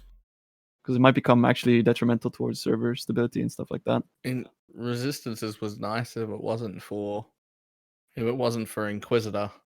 I'd say that's Resistances and armor and fizz reduction is a really nice way to do that. But also, that might be worse than just raw health, right? Like, the more shit you do, the more calculations you have to make. Maybe just raw HP is better. I think if they already have a resist, having more resist doesn't make the performance worse. It's still like it doesn't buff the calculation. It doesn't make it harder to calculate. I think that's one like little closing round that I want to do because I really love talking to you guys, and probably we could go for another hour because even though the patch notes are a little bit on the underwhelming side, it's like so many new things to consider and to talk about. But one thing I wanted to do is like finish with a round where we all talk about 3 builds, and that would be like why this build, like which build and why. I'll be right back. Okay, yeah, but then I can't explain because then he's not gonna. But I want to ask, what is your guess or like your recommendation for the first Awakener kill in Hardcore Solo Self-Found, which we already partially answered, but maybe we can talk a little bit about that and why. And then which build would you recommend as a league starter for a new player? And then which build are you gonna play yourself and why? And I guess we're just gonna start with the Awakener kill, because a lot of people may have tuned in between when we first mentioned it and now. What do you think is the number 1 contender for the Awakener kill in Hardcore Solo Self-Found, Balor? Well, I think there's a 40 to 50% chance that Dan's thought up something no one else has thought of, and he's keeping it to himself, and that's what wins. But if that's not it, then it'll be a Herald of Agony build that started out as a Zombie Spectre build and leveled and got into the mid-90s and got all its gear collected and then changed into a Herald of Agony build and went into the millions of damage, super tankiness, max block stuff, and it'll be fine. I was working on Path of Buildings for those just to see how they would do, and I ended up without any of the new woke gems or anything with like 2.5 mil DPS in like rough solo self-found gear with like 7.8k life with just like bullshit gear on. It could get to 9k, but I think to do that you would have to drop block, and that's not worth it because it's block and spell block capped as well if you find a roomies, although not quite spell block capped if you don't find a roomies, but that's still pretty good. That's gonna win, I think. That's my tip for winning. And then what were the other ones? We'll do them step by step. Like we'll first do a round of what do you think is the favorite killer, and then what's a good league starter build for a beginner, and then what is your league starter. But I hope Tuna is coming back soon. But just for the sake of a variety, like for not saying the same, I do think that Spectre Summoner is going to be incredibly juicy, even without changing it into a Herald of Agony Summoner. It will be one of the top contenders for sure, because it's barely got hit, and it was one of the best all-round league start, low investment builds. Zombies got hit. Spectres need a little bit more investment to get the additional Spectre, but ultimately level 25 on the gem is not impossible to reach, because there's +2, +3 minion gem level helmets, and there's Empower, and there's all minion spell skill gems +1 on ones and all that stuff. So it's definitely one of the stronger builds. I think that the Vortex Cold Snap Occultist has a really, really good chance. Like, first of all, Vortex Cold Snap Occultist has a lot of reliable damage that you don't need to stand still in order to deal. You'll only have to cast each of the skills every couple seconds, and for the rest you can walk around the boss. And then you can, even on shit investment, like bad solo self-found gear, if you're not running a tabula, if you're actually getting a rare chest piece, you can easily reach 10k ES. And that should be fine. And there was another thing that I wanted to mention. Exactly. Freeze and chill immunity on Occultist opens up a flask slot and is incredibly good against. I mean, I don't know how the new endgame boss encounters are gonna look, and no one knows. So that's a big we'll see, because for all we know, there may just be some, like, one of those bosses that completely shits on a certain archetype of build for whatever reason that we don't know, like mechanically. Will just be a straight up counter to one of the most popular builds, possibly. But we'll see. I wonder if they have chaos damage. Wait, how long have you been back? I didn't notice you sit back. I had Amazon delivery. I had to jump down real quick. But how long have you been sitting on that chair without me noticing, just doing my monologue? Like 20, 30 seconds? 30 seconds? Hey man, the focus. I can respect that. Nice.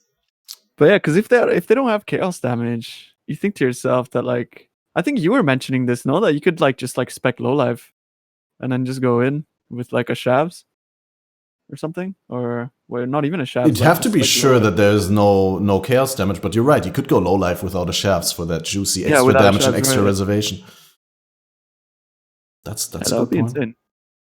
But I think, like, for sure they're gonna be a lot more difficult on meaty builds. That's for sure. But what isn't at the end of the day, right? Like, especially a boss that you don't know about. Like, if you don't have like free mobility, and if you have to walk up to him, it's just gonna be a lot more difficult for melee builds. That's for sure. And I think that includes kind of like Blade Vortex. If people want to go for Blade Vortex, I think it's gonna be a lot more difficult to do that. I don't think it's going to be more difficult for melee builds because nobody's going to be playing them. 5-head. True. What did I want to say? I was just explaining that we do the closing round and we want to talk about 3 builds each. And the first build we want to talk about is what's the favorite, like the number 1 contender in your opinion for the kill. Balor said Herald of Agony Necromancer. I was like Cold Snap Vortex Occultist is going to be great. Tuna, do we have a third build to offer that you say is a strong contender for the first hardcore solo self-found Awakener kill? Or do you say, like, yeah, those builds? If it's hardcore solo self-found, like, just kind of depends on like how much the player is willing to risk, and that also goes back to, is the player going to be able to practice the fight? Because there's going to be a lot of like effects and damaging abilities that, like, if you don't know what they're doing the first time, like wind up animations, then it's like you're gonna need to go with an insanely tanky build. But I think for the most part, if like there's gonna be like this predisposition of knowledge, like where you know what the boss is doing, then I think for sure a minor build will be the best way to kill it, because you could just pretty much just steamroll through. Like, I made a minor tree with like decent amount of life and all that stuff, and without any gear, it's hitting like 200k damage per mine. Yeah, per hit, like just on average. So I think like that's just the most effective and easiest way to get damage. But I also have like a very softcore mentality where, like, if the monster's dead, it can't hurt you, sort of situation. But yeah, I feel like minor might actually be one of the best contenders, and I feel like that's what a lot of people might be going for, to start off on a minor and just build it insanely tanky, because Saboteur in itself is very strong. It has the blind. It also is just essentially going to put out a lot of damage with very little investment, where you can just build tank. And I feel like some people might be going for that, like farming like Lion Eyes cards to get the chest as a 6 link in itself, and then just gonna be able to try and go about it that way.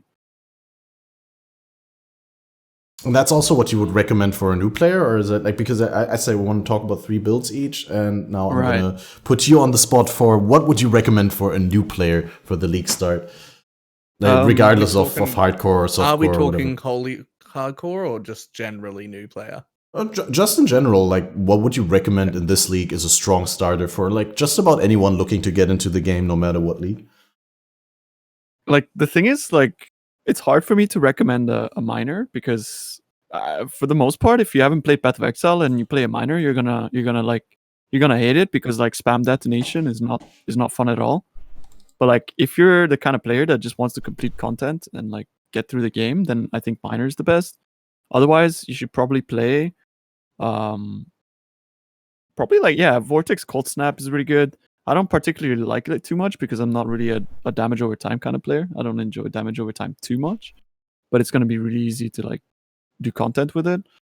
Or alternatively, if you want to try the new archetype, well, then not the new archetype, but like bows, then I think Tornado Shot is still gonna be king if you're on softcore, like by a mile compared to most other bow skills. As long as you just scale projectile damage just a little bit, you go with a good bow, and you just Tornado Shot your way through content. It's gonna be fun. Stormbrand is also really good. Actually, for a new player, Stormbrand is fantastic, as Goji says. The AoE has been nerfed, obviously, with no shotgunning and whatnot. You can't like spam recall on top of a boss anymore. But essentially, like for single target, it's been actually buffed a lot, like recently. Since the nerf, they actually buffed single target, so it's gonna be really strong. Yes, I agree with Stormbrand because it falls into the same category of skills where I just mentioned, like with unknown boss endgame content, it's always better to play a build that will actually be able to deal damage while you're moving around. Right. And with brands, it's basically you put the brands on the boss and then you circle around the boss, just like you do with chaos damage over time or cold damage over time, which is why those archetypes are generally something that I think is very favored by new endgame boss content. For sure. Balor, what if new players ask you what build to play, what would you recommend? Oh, you're muted again. I'm not muted. I'm just smiling a lot because you practice the art of silent laughing. Because you've that question. What I would suggest is one of the 3 brand new player build guides that I have built on the website, because they have act by act progression and are very, very, very handholdy. They are all updated except the ED one, which will get updated tonight. So they will all be updated by the time the league launches. They have act by act progression. They have screenshots. It is mobile friendly. So if you play on consoles and you want to look at a mobile, you can do that too, including the tree. I mean, you all have phones, right? Etc. So I would suggest checking out my website and looking at those 3 builds. They are ED Contagion, Divine Ire, and a Ball Lightning and or Arc Miner. Actually, yeah, ED Contagion is so strong. So strong. I know some people, like especially a friend of mine, like which is gonna play ED Contagion, and I think that's a really safe pick. So yeah. And now everyone knows why I was smiling so hard. It's because I knew I had to do that. No, that's fair enough though. Like, because like if you make the guides and stuff, that's like an easy way to point people in the right direction. They're directly pointed at new players. Like, there's so much work put into them. They're all handhold, all act by act. Everything through the whole leveling process is covered. I'm just like a degenerate that just likes to sit and play video games. And then when people ask me like, "Oh, do you have a forum guide or like a guide?" I'm like, I have a pub, and the pub is shit. Just a skill tree. Just copy PoE Ninja forehead. That's what I tell people. So I actually props to you for going through the effort of doing that, because it's actually like a lot of work juggling live stream and doing this kind of stuff as well. The last one I put about 30 hours into just to get it's like minor one up. And then also my best mod in the world, Turi, put quite a few hours into making it look pretty, and also getting rid of things like my spelling mistakes, my random capital letters, and the times where I have places that have 7 spaces for no reason. Yeah, and just formatting it all so that it looked... So, because the way I write it would trigger 2/3 of the internet. And she's like, look, it's good, and it looks good, and all the information's there, but don't you dare publish that until I fix it. So then she fixes all of the grammar and spelling and colors all the gems to color coding and makes it all like really nice and pretty. So you got like build diaries here. You got the whole plan. Like, holy moly, dude. The amount of work you put into this. Like, even color coding for the skill gems. Yep. Yeah, it's good. It's good stuff. Yeah, that's a lot of work that you put into this. even like Act 1, like holy shit, dude. Yep. I'm looking through your website now. This is actually insane. Yeah, it mentions at the top there are some things in there because it's designed for new players. There are some things in there that you or I might do differently from what I've asked them to do. Like in the Divine Ire Totem build, I don't have them doing Orb of Storms and Wave of Conviction leveling up until Act 3, until, now it's starting to get weak because we've invested in totems. So now we'll go totems. No, I have them changing to totems early. Because it will make it smoother, and they're not after the 8 minutes it saved you to get through those 3 acts to do it the quicker way. It doesn't matter, right? That's like one thing that Mathel does really well as well, right? With approachability to like going for a build that's more like widely adopted by people, because it's like, I'm leveling with my main skill gem from literally as soon as I get it. Yeah. And then also I'm going through the whole story and doing that. The website for now is just BalorMage.com, although we're going to rename it soon. I will make sure that still redirects to the new name, and we don't know what the new name is going to be yet. Still, feel free to tweet new names at me or message me on Discord at new names, because I've got no fucking idea. Someone comes up with a good website name, I'll use it. Something that just try look what easily findable or easily guessable domain is up for sale, like pathofexilebuilds.com or something like that. If that's available. Not that one.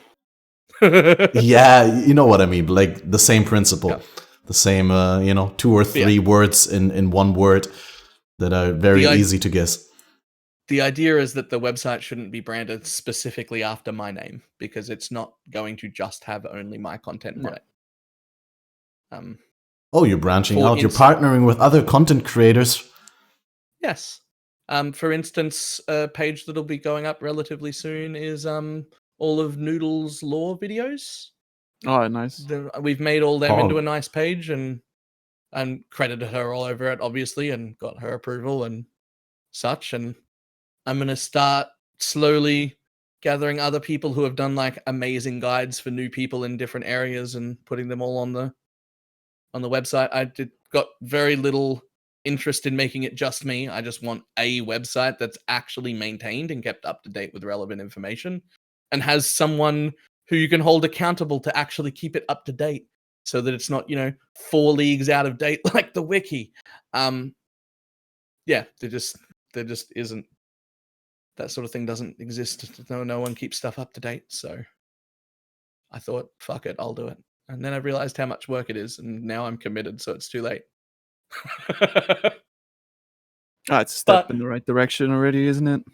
Yeah. But we did not get to CATMASTER. What are your 3 builds?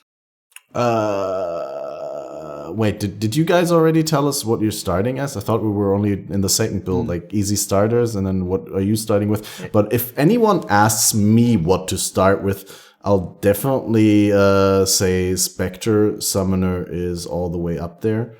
Yeah, I think probably not much else than what we said. Was there another one that I didn't mention? ED Contagion, Trickster, or Occultist looks pretty good, but then the single target on ED always requires you to involve other chaos skills as well.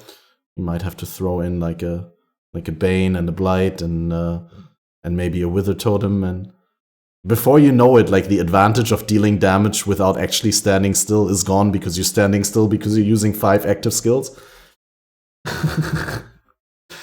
But Toxic Rain is what I'm going to go with myself. Like Toxic Rain is really good on either Occultist, Trickster, or Pathfinder, and because it's hardcore solo self-on, I'm gonna go with Pathfinder because of the flask sustain in boss kills. Right, you'll be able to have almost 100% flask uptime, and also Pathfinder has that incredible power spike in normal lab where you get 50% increased AoE for chaos skills, and Toxic Rain benefits massively from area of effect. Yep. Also from attack speed, obviously. You can make high respite from a vendor recipe with a 1% quality rain of arrows, a chance orb, a rare onyx amulet, and a white shark tooth quiver. It's huge. High respite is such a good quiver. It doesn't have to be a 1% quality, it just has to have quality. Yeah, at least 1% quality, right. But you could just, you use a 21 if you find. Yeah.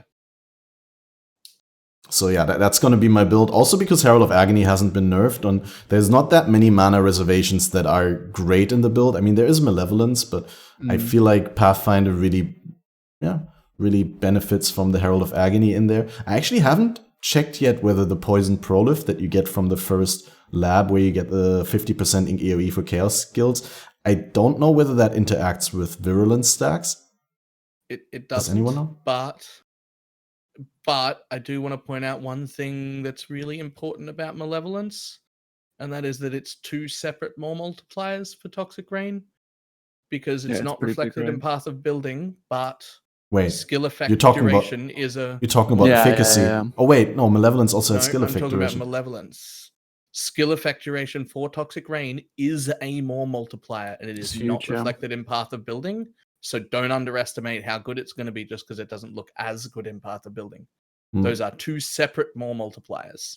That's true. So that either way, like I can see, maybe I should POB it out a little bit. I do think that the Herald of Agony, like 3-link with Vicious Projectiles and Minion Speed, is going to be probably a little bit better on single target than the Malevolence. But I'd have to check it out, honestly, because if I don't get minion scaling, it might not just might not be as good. Maybe better on an Occultist where you actually pick up the spiritual aids and some minion damage. I think that's a very good shout for League Start. Toxic Rain has got a big buff as well. Well, it doesn't seem that big, but it's pretty big. Well, what I like about Toxic Rain is that first, you can, while leveling, you can play it as a hit-based build with either elemental or physical damage, because it does have a hit portion. But then as the gem levels, the chaos damage over time that it deals becomes more significant. It does scale with projectile damage, and the nodes that you pick up early on as a ranger can be tailored around scaling both the hit portion and the damage over time. You can pick up the Hunter's Gambit, I think it's called. That gives 20% poison chance also. So it's super easy with lesser poison on your Toxic Rain to reach 100% chance to poison on hit. So you'll always have virulence of like 30 stacks up on single target situation. And most importantly, if you're doing like the hybrid damage over time hit-based build and you deal a lot of physical damage, which obviously endgame you'd be looking to get a good physical bow if you're not getting a +3 bow, or like a combination, you get a +2 with a decent physical mod. Your poison is actually not insignificant with Toxic Rain, so you'll charge up Plague Bearer, and Plague Bearer is such a nice boost on single target, also because you only need it on a 1 or 2 link.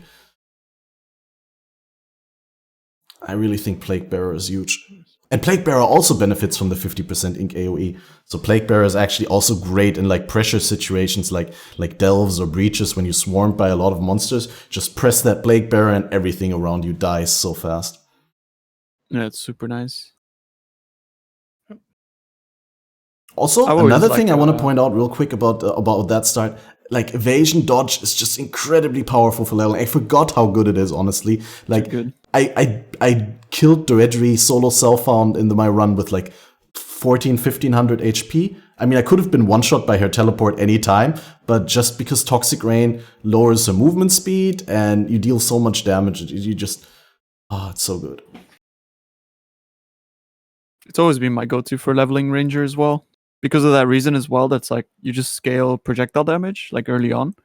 And then you don't have to like specifically go into like, damage over time stuff until later on, until you've decided whether you want to just do an elemental like stacking build or a damage over time build. And that's how I like went with in Brittle Knees League. I just started off as Toxic Rain. I didn't even take any damage over time, and then I just took Scourge Arrow for cold stacking.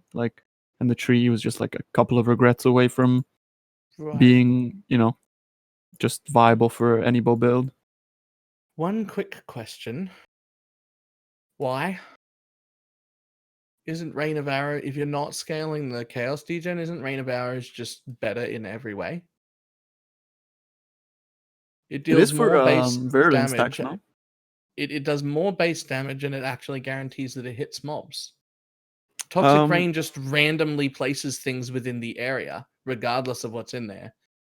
Rain of Arrows at least targets half of the mobs in there and then randomly spreads the others. I'd have to look into it, but I think there's a good reason why many racers are racing with a hit-based Toxic Rain on Ranger. Like whenever I see Taita do Ranger practice runs, he'll do Toxic Rain, I think. But I'd have to look into it. You shoot once and you run away, because like they just die as you're running away. Like you just all the spore pods do all the damage, like the initial damage, and then like the damage over time finishes them off. But like that's a good point. I mean, projectile damage scales the damage over time effect as well. So like it's like double dipping on the damage, right? You got the impact hit, and then you got the damage over time, which is scaling from just generic proj damage, right? Which like works as you're running away from them, and also like the whole slow situation, like you're just basically double the slow is super powerful, super underrated on Toxic Rain. It's something I always forget to mention. But whenever I play it and I'm actually in a boss that has to walk around, the most notably the Roa in the Arid Lake map, right? That Roa charge boss. When you actually apply Toxic Rain, it charges at this speed. It's like you can literally watch it charge in slow motion. And you can sidestep in slow motion. It doesn't matter whether your temp chain's cursed, doesn't matter whether you're chilled, that Roar is never gonna hit you with its charge. But essentially it's just that it has like, because like Path of Exile is like kind of a little bit like suffers from these secondary mechanics, making certain skills like not too viable, like compared to others. And I feel like Toxic Rain is a very good example of that, and like same with like Tornado Shot, right? Where like one thing will scale two different things. It has two mechanics tied to it, which is the same with Scourge Arrow as well. That you're like, not only you're scaling the arrow damage, which, for example, in a Delve build, you would shoot like, you would still get like 2 or 3 proj, and you would use Dying Sun because you'd shoot like your main proj, which still do a shitload of damage. They freeze the mobs, and then like your spore pods would explode at the same time that void shots explode, and that was like the big damage. But like since you do shoot your main projectiles off and it would freeze, it's just like double dipping on mechanics, which is like kind of like what Toxic Rain does really well as well. Just being able to double scale your damage just through generic proj damage is really, really strong early on, and all you need is presumably like fizz. Presumably later that's almost worthless. You're going to want chaos stop later. Of course. When you start getting to like Act 5, Act 6, you need to start prioritizing getting more damage over time, or just going for like something else. A lot of the bow clusters do offer damage over time with bow skills, though. That's true. Yeah, but like as you mentioned, multi, though. No chaos multiplier, but I don't know. I feel like it's so good. End game, the multi is like that's the big thing. Yeah, so much more. But I could see it working early. I guess I just never even considered it being a hit build early on. Well, the thing is also it's easier to get chance to hit like end game with it. So the hybrid build just got better with the accuracy changes, in my opinion. The hybrid between poison, like between non-ailment and ailment, between non-ailment and ailment damage over time. Holy shit! We need to stop this podcast, guys. Talking for 3 hours is not good. So that's my starter build. Did you guys already tell us what you're starting with when we were talking about what we're recommending for new players, or? Nope. Okay. Nope. Well, Tuna, what is your starter build? It's probably like I wouldn't really recommend it to people. Well, actually, like you could just go like my build, in the sense that like you could just change the tree, right? But I'm very, very targeted towards getting into Delve as early as possible, so like that'll completely shit my league start. But I'm gonna be starting Orbistorm's Stormblast Mines into Icicle Mines later on.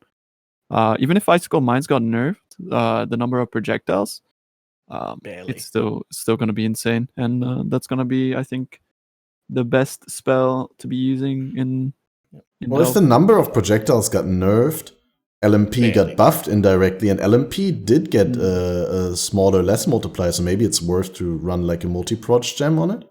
We don't use LMP for it because the way that it works is that like every 2 successive detonations, you get an extra projectile. And also, like, I suspect there's going to be projectile modifiers on the new bases, but it's not really that big of a deal because it's like, sure, we lose 3 proj, right? But it doesn't shotgun in the first place, and the clear was already insane. But you only lose 3 proj if you have a 21 gem. So like for the majority of the build of the game, you're only losing 2 proj. And most of the time you had 16. Like it said 6 to 4 or whatever exactly. it is. But it already had most a of the time you're in a chain. Exactly. And most of the time you had 16. What you've actually happened is that it's gone from 16 odd proj on average to 13 odd proj on average.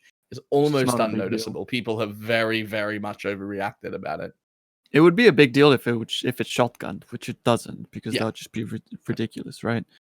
But also, like, there's gonna be some interesting new stuff that we're gonna do with it that people might not expect, which I don't want to give away too early. That might be something that people might look forward to. If you want to know the new Delve strats, maybe come check out my stream. He says that we don't expect, so it's not just generic Deadeye chain, because that's already been done. Yep. So yeah, that'll be fun. And also the early league strats for it as well. You're gonna be able to see Tuna with all unique flasks day 2. But I think I already kind of gave that away. I'm probably going to start as either my Ball Lightning Mind Guard, but I've already played that 3 times through solo self-found restarts to make sure I ironed out all of the things. So I might start with Toxic Rain Mines instead, because I don't think Toxic Rain self-cast is as good as the Mine version. I did do up a tree with like 190% life and good evasion scaling and acro phase acro. And I was like, that looks pretty tanky. I love so acro. I might end up doing that.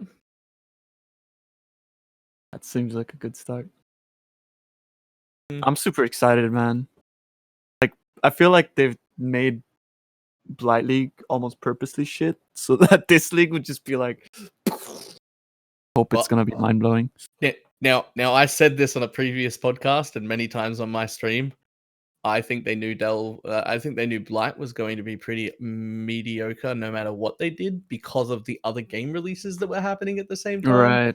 I think the entire Blight League was a stress test on the servers and on the client and Fair on enough. everything to find all of the problems so that they could figure out what they could fix and what they had to avoid in the future and get everything done by 2.0, which is by a PoE 2, which is over a year ago.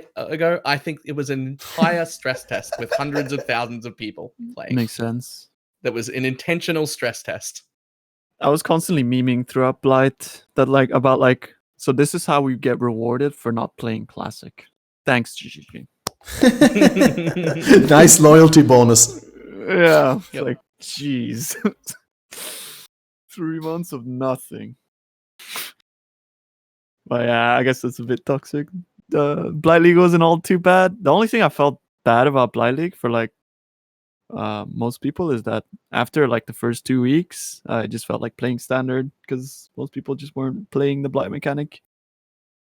I was playing it for a really long time, and then eventually I just stopped doing it more or less completely because I always died before I entered red maps, and at some point my expectations were so high that like mid-tier yellows and whites definitely the rewards just didn't tease me enough to risk my character, and there was like just things that really did a lot of damage in Blights. Yeah. I will touch on, I'm pretty happy with it being implemented into the core game. Absolutely. I think I'll be very happy seeing it once every 10 maps on average with a guaranteed blighted map or oil chest at the end of it. That will be fine. I'll probably enjoy it every now and then.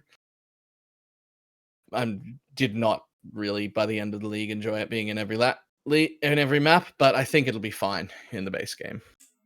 Because that's almost like opportunity cost at that point. You're just like, oh, okay, if it's once in a while, then I'm going to stop and do it because it has the potential to be pretty decent. But if it's in every map, and every map is slowed down by like on average 3 minutes, it just got to the point where like, I want to play the game. I don't want to stand around and just smurf on these slow monsters. But yeah, I don't know. I have a pretty softcore zoomer mentality. I think that's everything we've got. Thank you very much for having me on, guys. Yeah, thank you for coming. It was such a like for everyone who doesn't know that, Crouching Tuna and I and Balor, we've never talked before. You were like, hey, do you want to come on the podcast? And he came on the podcast. We didn't even have time to do like a, introduction round off stream where we talk about like, social life and, the locker room talk. But yeah, it was super natural, super cool. Thanks for coming on. It was awesome. Guys, if you don't know Crouching Tuna, definitely go check out his chat. There was a link. Check out his chat. Check out his stream. Don't ignore his chat. Just check out the stream. And follow the Twitter. W in my chat. Drop a kek W. Several kek W's. To be fair, most of the time when you're watching streams, you're really just watching the chat anyway, right? And just listening to the streamer. Like, that's what you actually do. Yeah. Except for the first 3 weeks of League Start, where you're just playing the game and listening. That's yeah, not even watching chat. Oh, thanks a lot, guys. I really appreciate that. I hope you have a good night. And especially to you, Balor, you're probably getting back to sleep, right? Yeah, it's 3:20 in the morning. All right, holy moly. Go back to bed. Props to you. And thank you, boys, for watching. And thank you again for having me on. Yeah, for everyone who, it was a pleasure to have you. For everyone who tuned in late or missed the part of the podcast because they were just reading chat, this will be uploaded in full on BalorMage's YouTube, hopefully relatively soon before the league start. I'll try to throw together highlights if I have time in between. This might be an episode where I don't do like a highlight thing and a Twitter promotion video because it's so much work because it in. By the way, excuse me. It'll be done in the morning, by the way, when I wake up. Okay, perfect. But yeah, it's so much work to actually watch more or less the entire episode, find parts that you could highlight, and then rewatch your entire highlight, and then decide at which point of the highlight does the camera zoom in on whose face. And that really, it takes me 2 hours. I try to narrow down the process. I can't. It's just so much work to do it. But yeah.